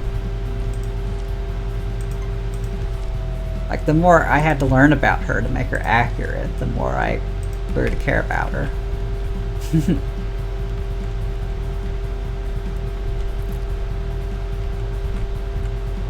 Oh, that's a good reason to like Carol.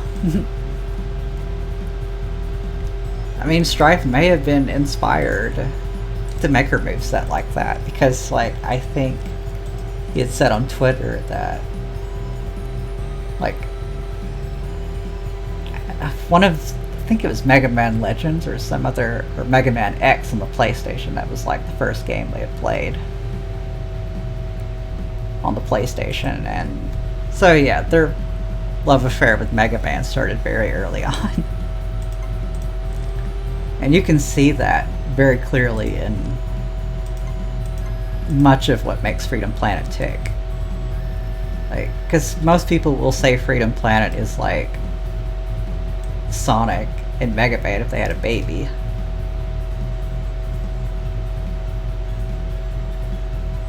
Oh no, X6 was not their first one. Yeah.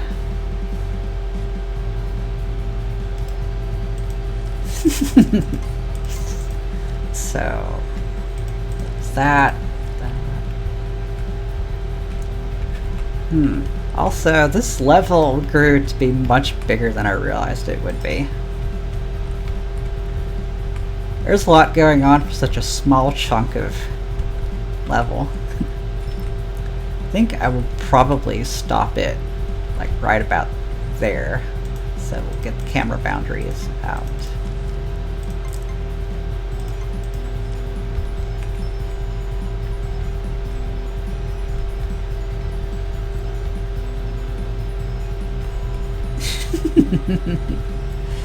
Oh yeah. So,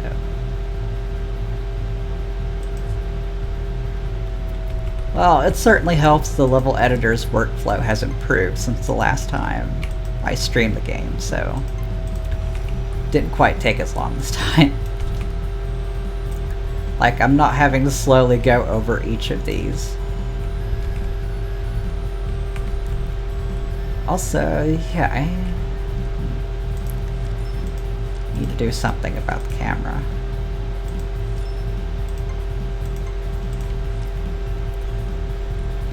Like, there's no, like, this vertical section is so slim that there's no real benefit to having it zoomed out, so, like, I'll have the zoom out stop after they exit this area. I'm gonna barricade it a little bit more, because, like, I have caught Carol doing things like pushing into the springs if she pounces into him just right. I'm still trying to figure out why she does that. It's a little tricky.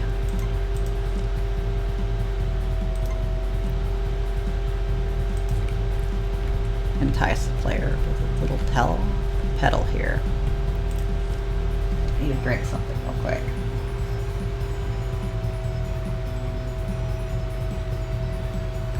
There. Anyway. Let's see. Hey, here's an idea.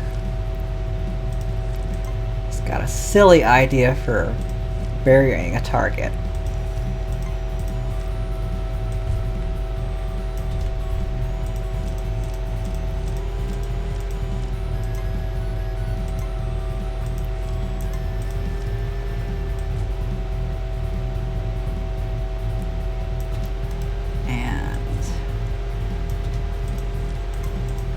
It will be hard to miss.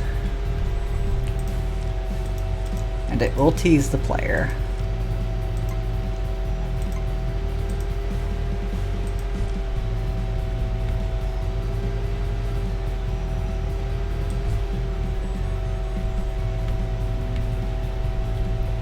Puzzles, like, yeah, we're trying to facilitate that because there's going to be key card, doors and terminals that will help a lot. And once the number of gimmicks are diversified, like, well, there's going to be a lot more room for crazy stuff like that.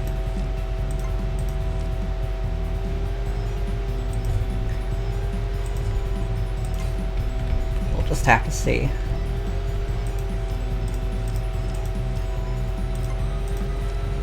But I do want to encourage players to make levels with puzzles and even like a mini Metroidvania kind of thing. If the game can facilitate that, like a level about this length that has a sense of progression like a Metroidvania, with mini bosses to kill and things like that. Get keys from enemies, you know, among other things.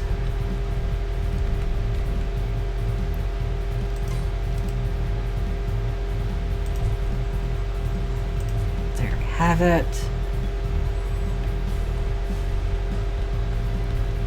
Well, it was your idea, you know. Let's see, so...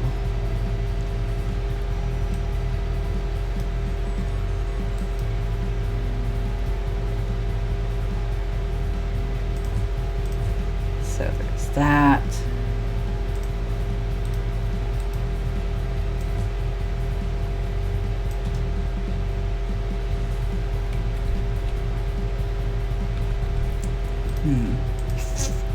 Yeah, I'm gonna use these things for support.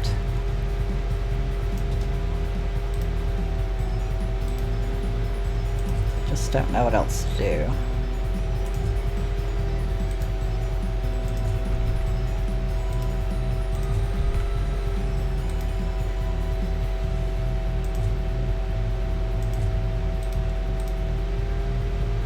Why am I so OCD? It's crazy. Oh yeah, that's right, we've got one of these that will definitely do the job. There we go. So... I would love to see open world levels and puzzles, because like Freedom Planet itself is already quite open-ended like that.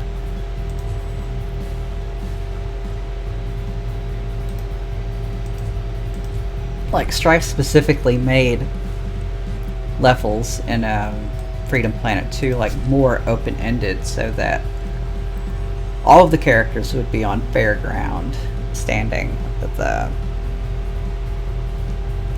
while playing the game, instead of strictly building levels for one particular character and then accommodating the rest retroactively, like with Freedom Planet 1.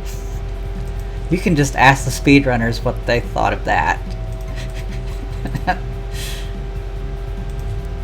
Or maybe you shouldn't. I don't know. Right, I'm done being nitpicky about that little section.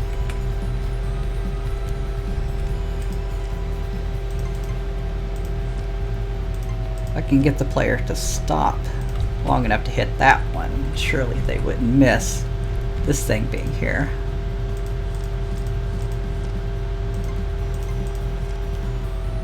And I could put the blade orbiter here. Oh, well, his health bar is going to be beyond the screen if I do that. Well, that's the best I can do. Trap hideout. Yeah, that sounds about right. Also, I want to put a cheeky little Turtus somewhere. Cheeky little friend.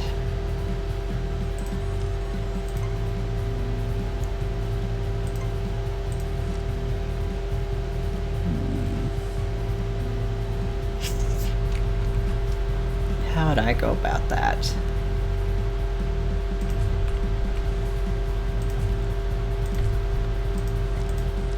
Like, he will definitely not be able to shoot the player in time for it to matter, but it would be cute.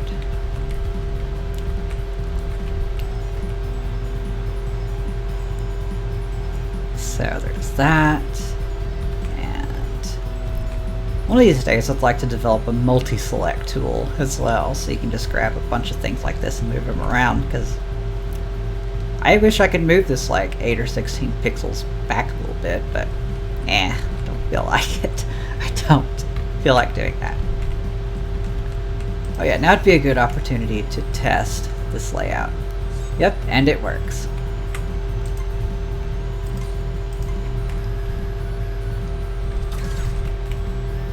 Yep, works pretty well.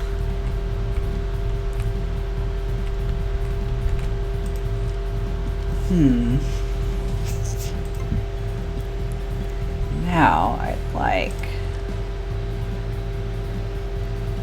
for the player to run underneath bullfrag. Oh, well, I don't know.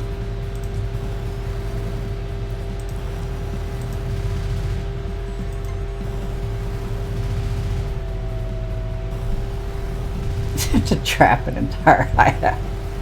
Yeah, that would be pretty hard to do. Now this is the end point of the stage, so I'm going to try to make it look as nice as possible.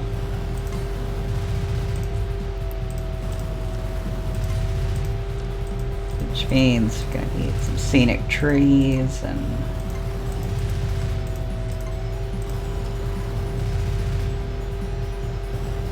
other things like that. So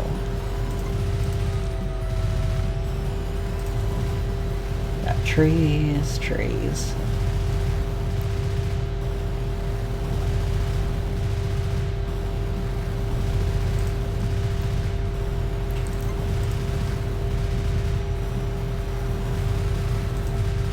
I felt like making a Magic the Gathering joke, but I keep forgetting the terminology for that card game, so... You know, about lands and things like that. Because I'm definitely making this like their territory right now. Yeah, just land. Okay, yeah, that's the term. Yeah.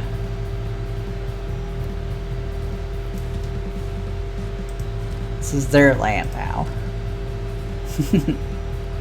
So, 7.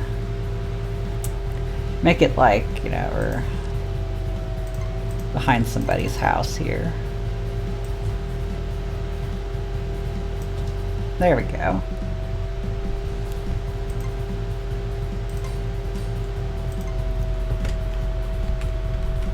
Now that won't be seen because we've got the camera boundary adjusted against it. And I should do that for this area too, so it's less of an issue. That's too far. Where's a fair stopping point? That. There we go. That's good enough.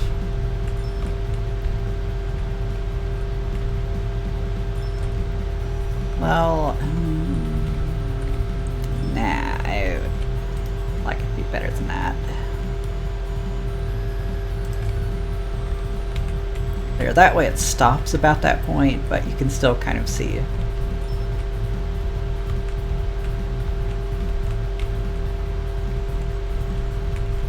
that, and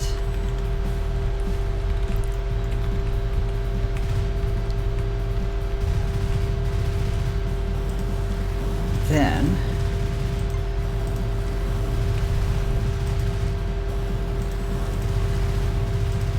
also, another thing I need to do, now that y'all mentioned trap hideout so much, is like make trap doors so that you could press a switch and the enemy will just drop out. Which could be handy for all kinds of situations, like say, this scenario right here where you got 2 bullfrags and you don't want to deal with them. You could sneak off to like a little divot somewhere and press a switch, and a DNA cannon will just fall out of the ceiling and kill them all. Wouldn't that be funny? the DNA cannon could be your friend for once.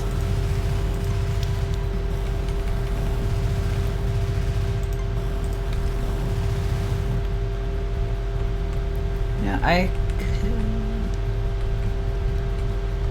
oh yeah, they would still kill you. They're not gonna give you that olive branch. Not so easily. So yeah, there's that. Turritus is still attached to the moving platform. Good.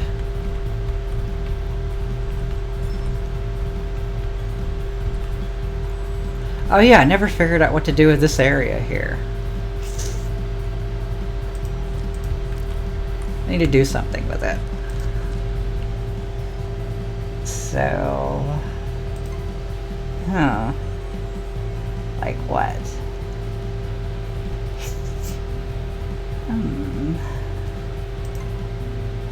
Well, for one...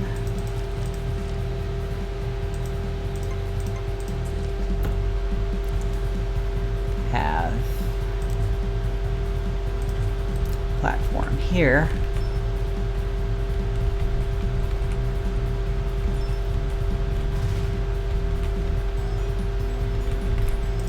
Always so much to consider with each level that you make.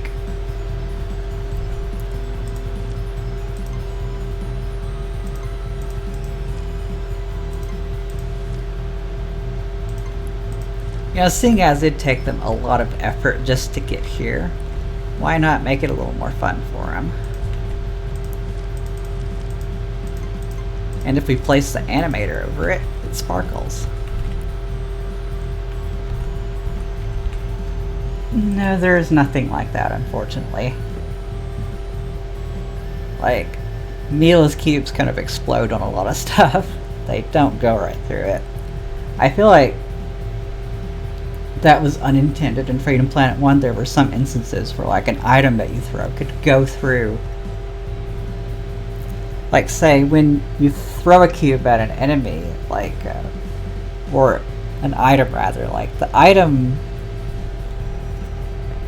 won't hurt them until the item explodes on the ground, for instance.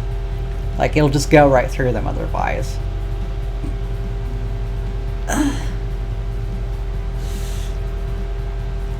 So,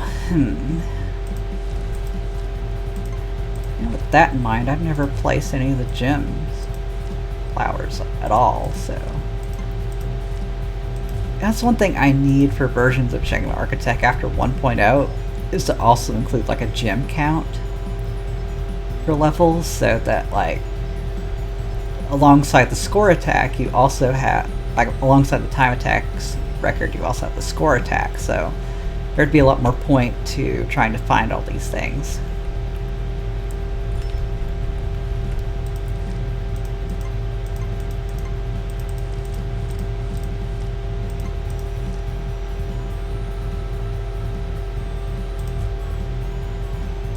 There we go.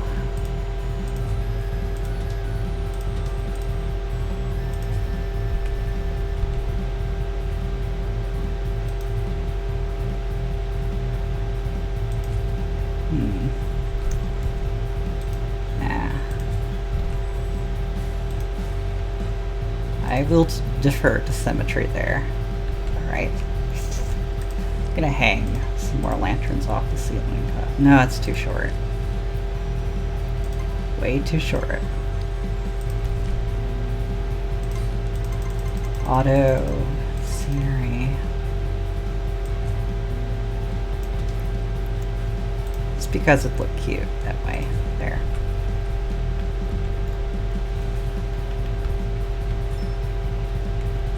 Yeah, grates or something I could use use a little more often.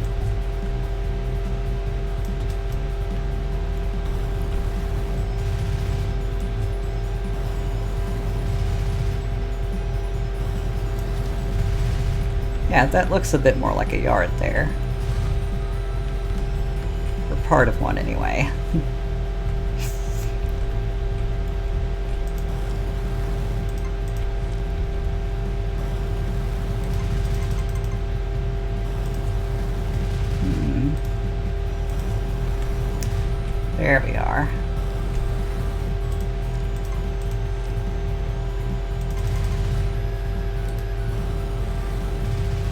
So indecisive.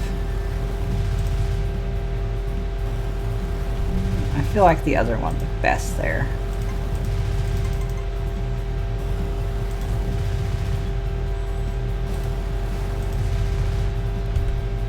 Yeah, I think it does. And there's still a little bit of a gap there.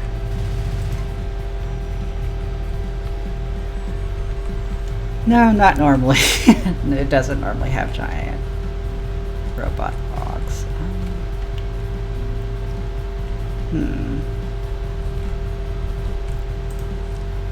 Yeah.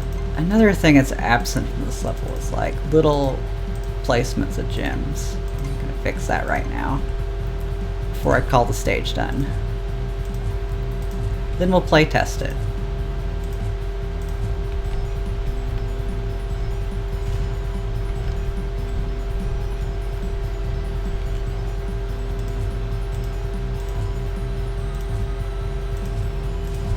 Figured that would be a good idea.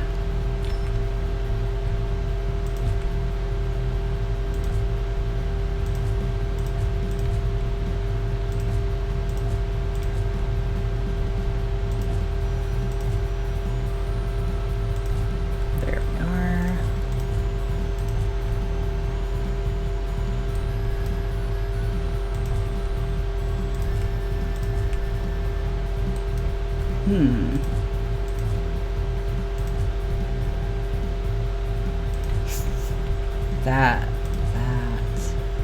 Yeah, let's just go around the scenery items, objects. So there we go. That should make going through these a lot more fun for the player.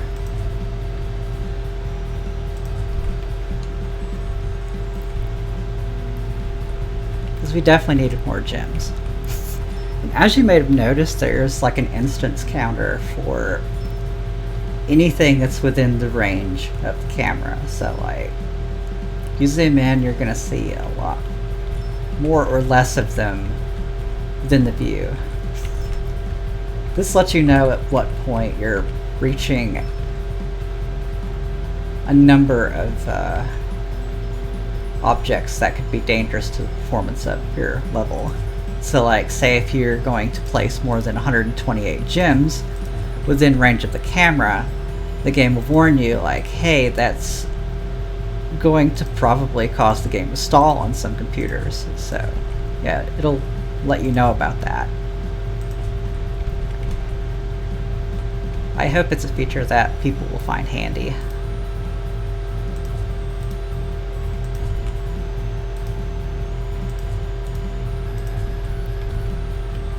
That already got gems here, and we're not going to put gems under this little guy because he's just trouble. He's gonna poop them everywhere.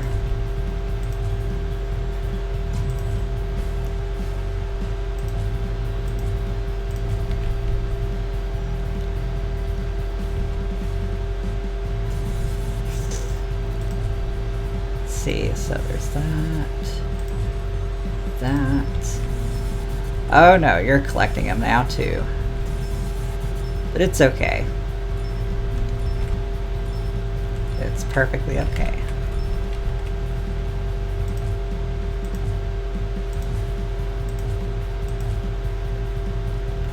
Yep. Okay. Now we're at the point that I feel I might be comfortable with calling done. So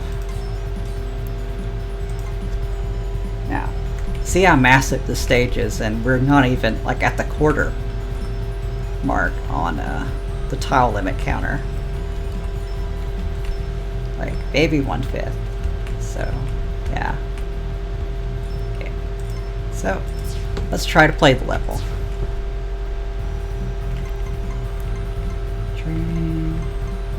Shang Dojo. Alright. We're playing the level now. The level we just made.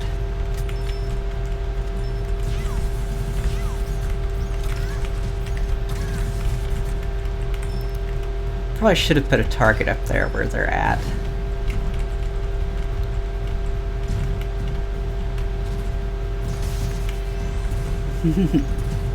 we go.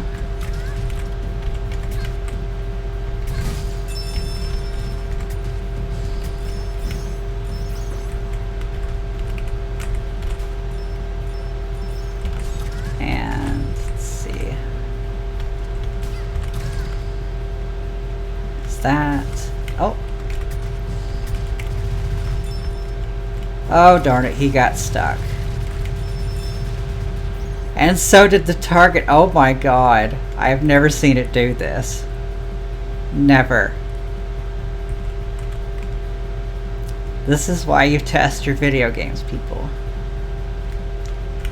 The target was attempting to fall to the floor, but it got stuck on the moving platform. That's exactly what it did.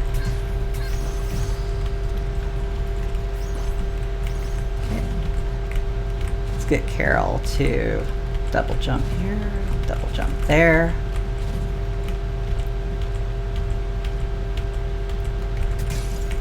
Oh, I made that a scenery tile, so whoops. I have to fix that at some point. That was a good rush.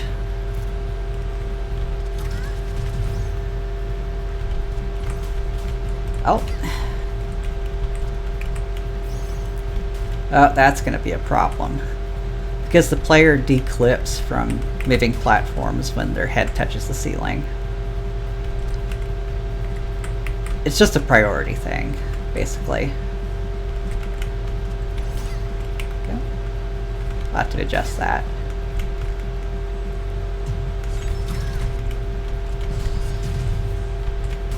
Oh, you're down. Not going to hurt me. There we go.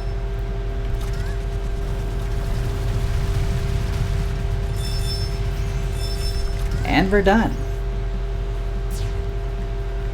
And that was our first level.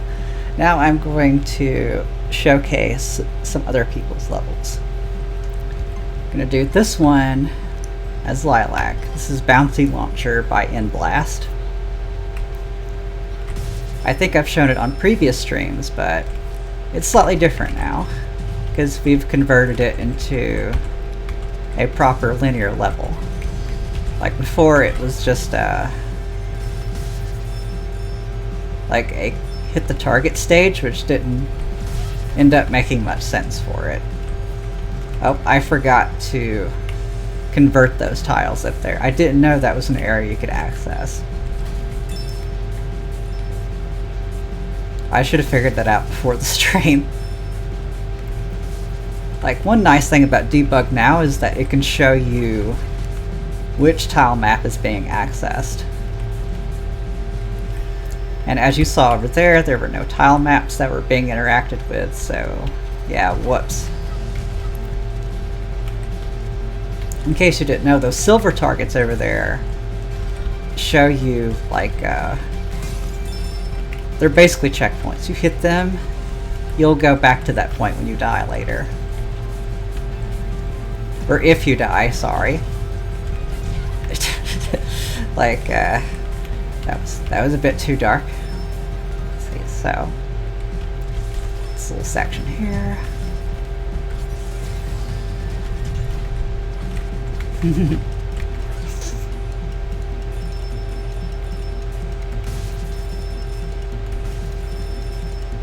Yeah. So, loops in action. You know, that section up there is pretty fun. Let's go through it.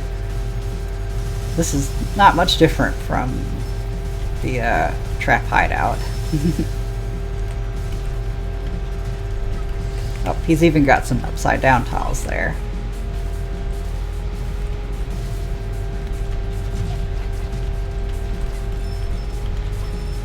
Oh, there we go. And we got the metal shield, which that rascal had already blown away.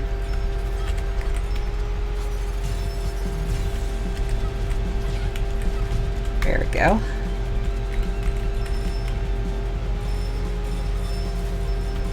Now we're in the underwater section. I meant to make an underwater section for that level, but that's not how it panned out, now was it? So, now you're gonna get to see what underwater sections look like in this fan game. I tried to make the physics as close to the original as possible here as well. It's just a little bit tricky. Oh, the hitbox killed that turretus from above. Oh, well, there's no performance saving way to scan for floor tiles before interacting with stuff above those tiles, so yeah. Hitboxes just go right through everything. Every stage technically has water at the bottom, but you can use the water height adjuster to lower it until there's basically no water in your level. So if you don't want water, you don't have to have it. It's just there because like that's how Freedom Planet handled water. Like it's a global thing that's adjustable with a couple parameters.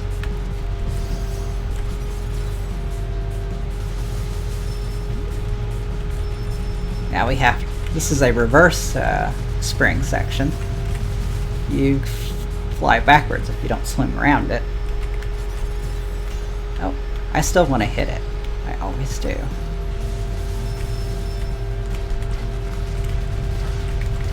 It's very satisfying to hit the shark torpedoes as Lilac.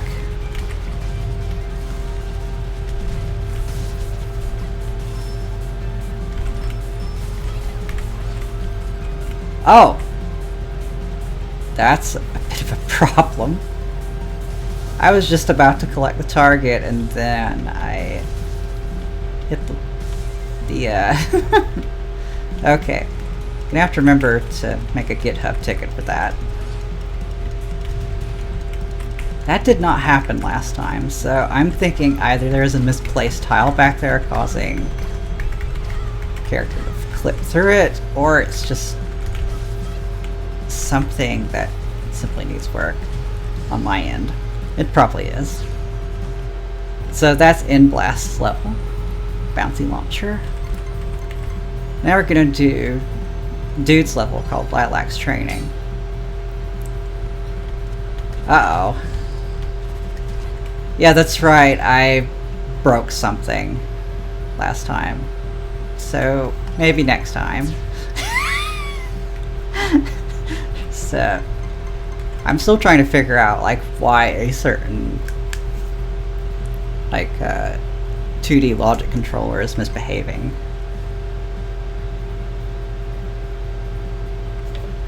So...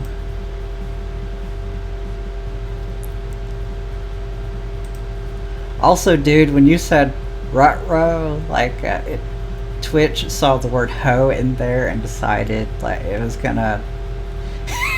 it's gonna filter that word out. Okay. Okay, let's see, so...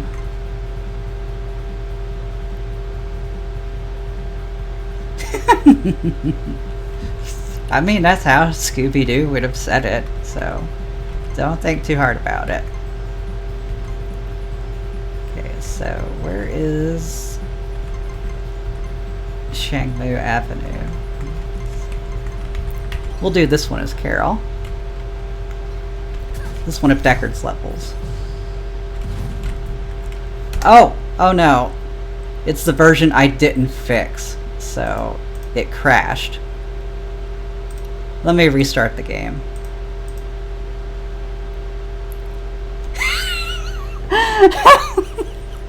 I didn't fix that version of the stage, so... Yeah. Yeah, so it crashed. It's okay, though.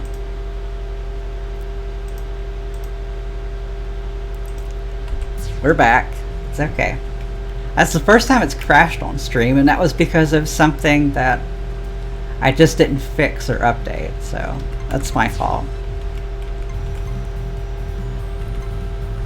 Okay, so not that version of Shangmu Avenue. This ought to be the version that doesn't break. No. Okay. I don't think I copied it the correct version of... I didn't copy the correct version of that map over to the development folder. I'm sorry about that, y'all. So yeah, it's trying to read an old version of a map and it's failing to do it. Alright, there we go. I guess I'll just be playing something here. Oh, here's something I don't think everyone's seen yet. It's the Wall of Pain. It's my favorite Lilac level that I made. The only way you can win this stage is if you can get up there perfectly.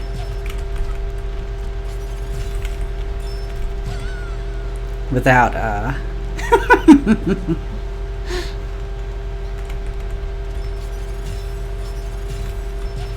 and you need to very carefully hit those gems or you're just gonna die.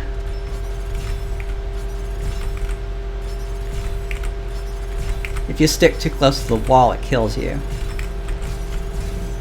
Also, you may find it appropriate that I spelled ah.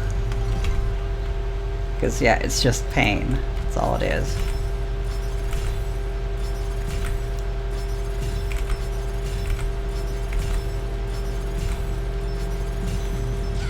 Ow!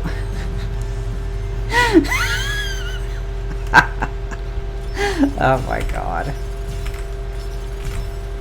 People are only going to do worse stuff than this when the game releases, I guarantee you. See? It's doable. If you don't mind running out of all of your lives first. And that is a Lilac exclusive stage.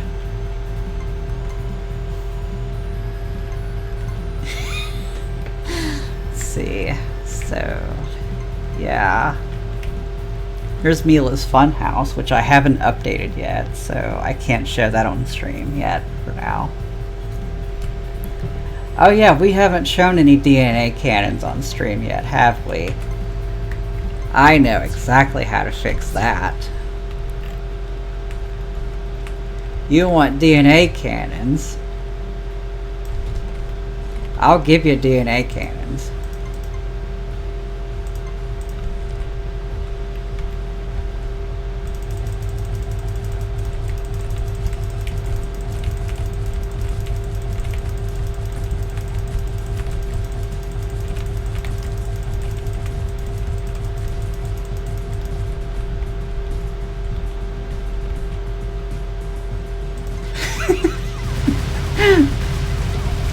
Oh, Lilac can't even move. Oh my god. What have I done?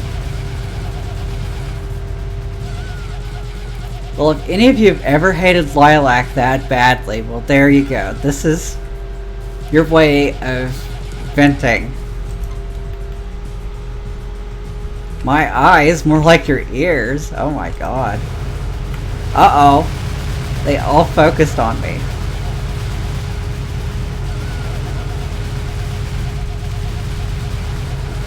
Oh my god, I can't move. I really can't move.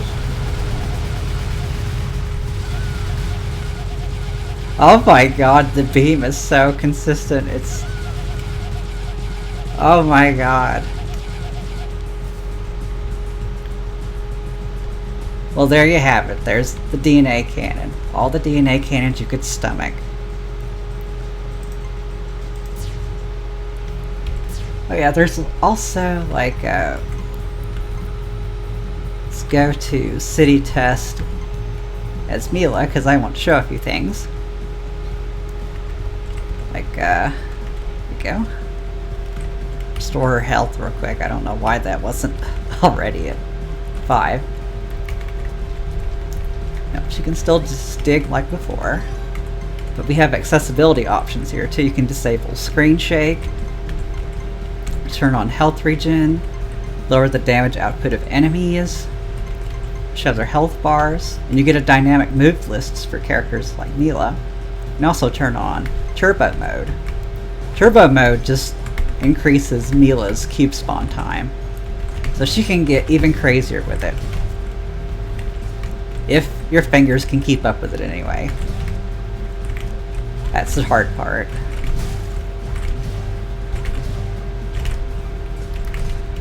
I can't do that, but I've got like 500 lines of code just for Mila's dynamic move list. It only shows you the moves that she can do in a given moment. Doesn't provide much in terms of like directional Oh, I didn't update this stage either with the new fixes. There's a problem. Like, this stage does work a lot better with the new updates, but I didn't fully update this stage. There's still a couple of tiles that don't have the logic controllers over them. Just whoops. I imagine Mila's going to be a huge source of collision errors, though. She's just so unique, even among such a diverse cast. She just plays so differently from the rest.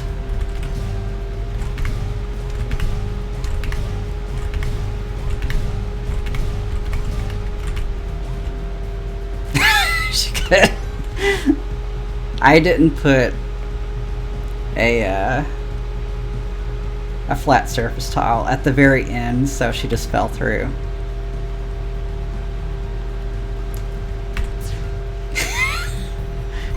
Oh yeah, then there's also like this little level I haven't finished yet. Okay, why did you decide that tile didn't exist anymore? I'm pretty sure it does exist. There we go. Anyway, the dynamic moves list also applies to the other characters.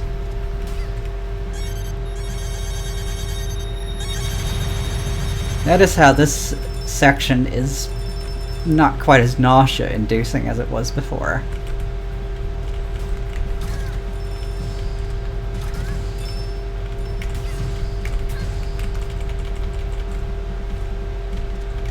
Yeah.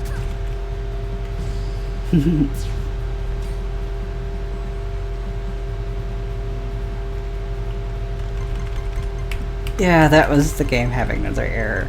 Like, I still haven't finished fully converting all the old levels that we have to the new format.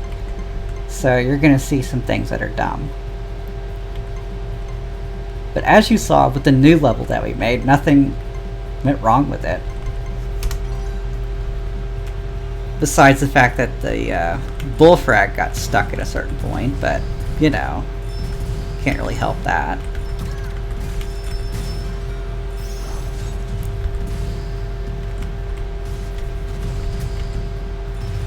I don't even know how he got stuck. That only seemed to happen that one isolated incident.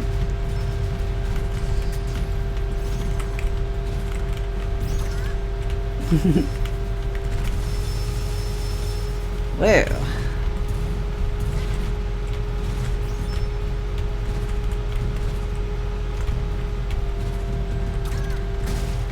Yeah, as you can see, the collision system is not causing any issues when you make a new level. We're just trying to get the old ones to cooperate. Oh yeah, we've got turbo mode turned on, which for Carol does a lot of things. So like, she can walk faster while doing her wild claws. Her stamina drain is cut in half, so she can do it for longer. You know, her stamina regenerates like twice as fast. You know, she gets a lot of little perks, which I've listed on Twitter before, I think. And her bike can even boost faster in turbo mode.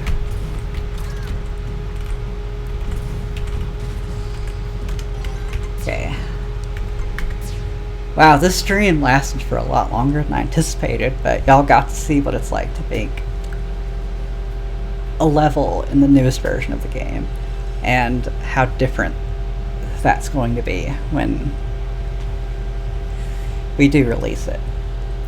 And it's working better than it ever was. It's more reliable. Still have a few funny kinks to work out. And all the old maps that we made for the game, we're going to fix the holes in them so that they behave in context within the new version of the game, so that they can be included with the base game as part of a package of levels that you can play from the start, so that you can see what the potential for level creation is. I think in Blast's bouncy launcher in particular, like, that level took him over 10 hours to make, and you can tell, because it lasts a really long time. There's a lot to do in it. And it really shows how far you can go with the level editor. Like, and you can naturally make levels 8 times as long as he did. but that would take too much time, and most people probably wouldn't play that. But yeah, so yeah, that's it for today. I'm very glad all of you joined and got to see what's in store for the 1.0 release. There is a lot to show, and I didn't even show everything that was updated, just the most important things. That, yes, the collisions work now when you make a new level anyway. We're getting the old ones to cooperate, but yeah. That's it for today's stream. Thank you all for watching.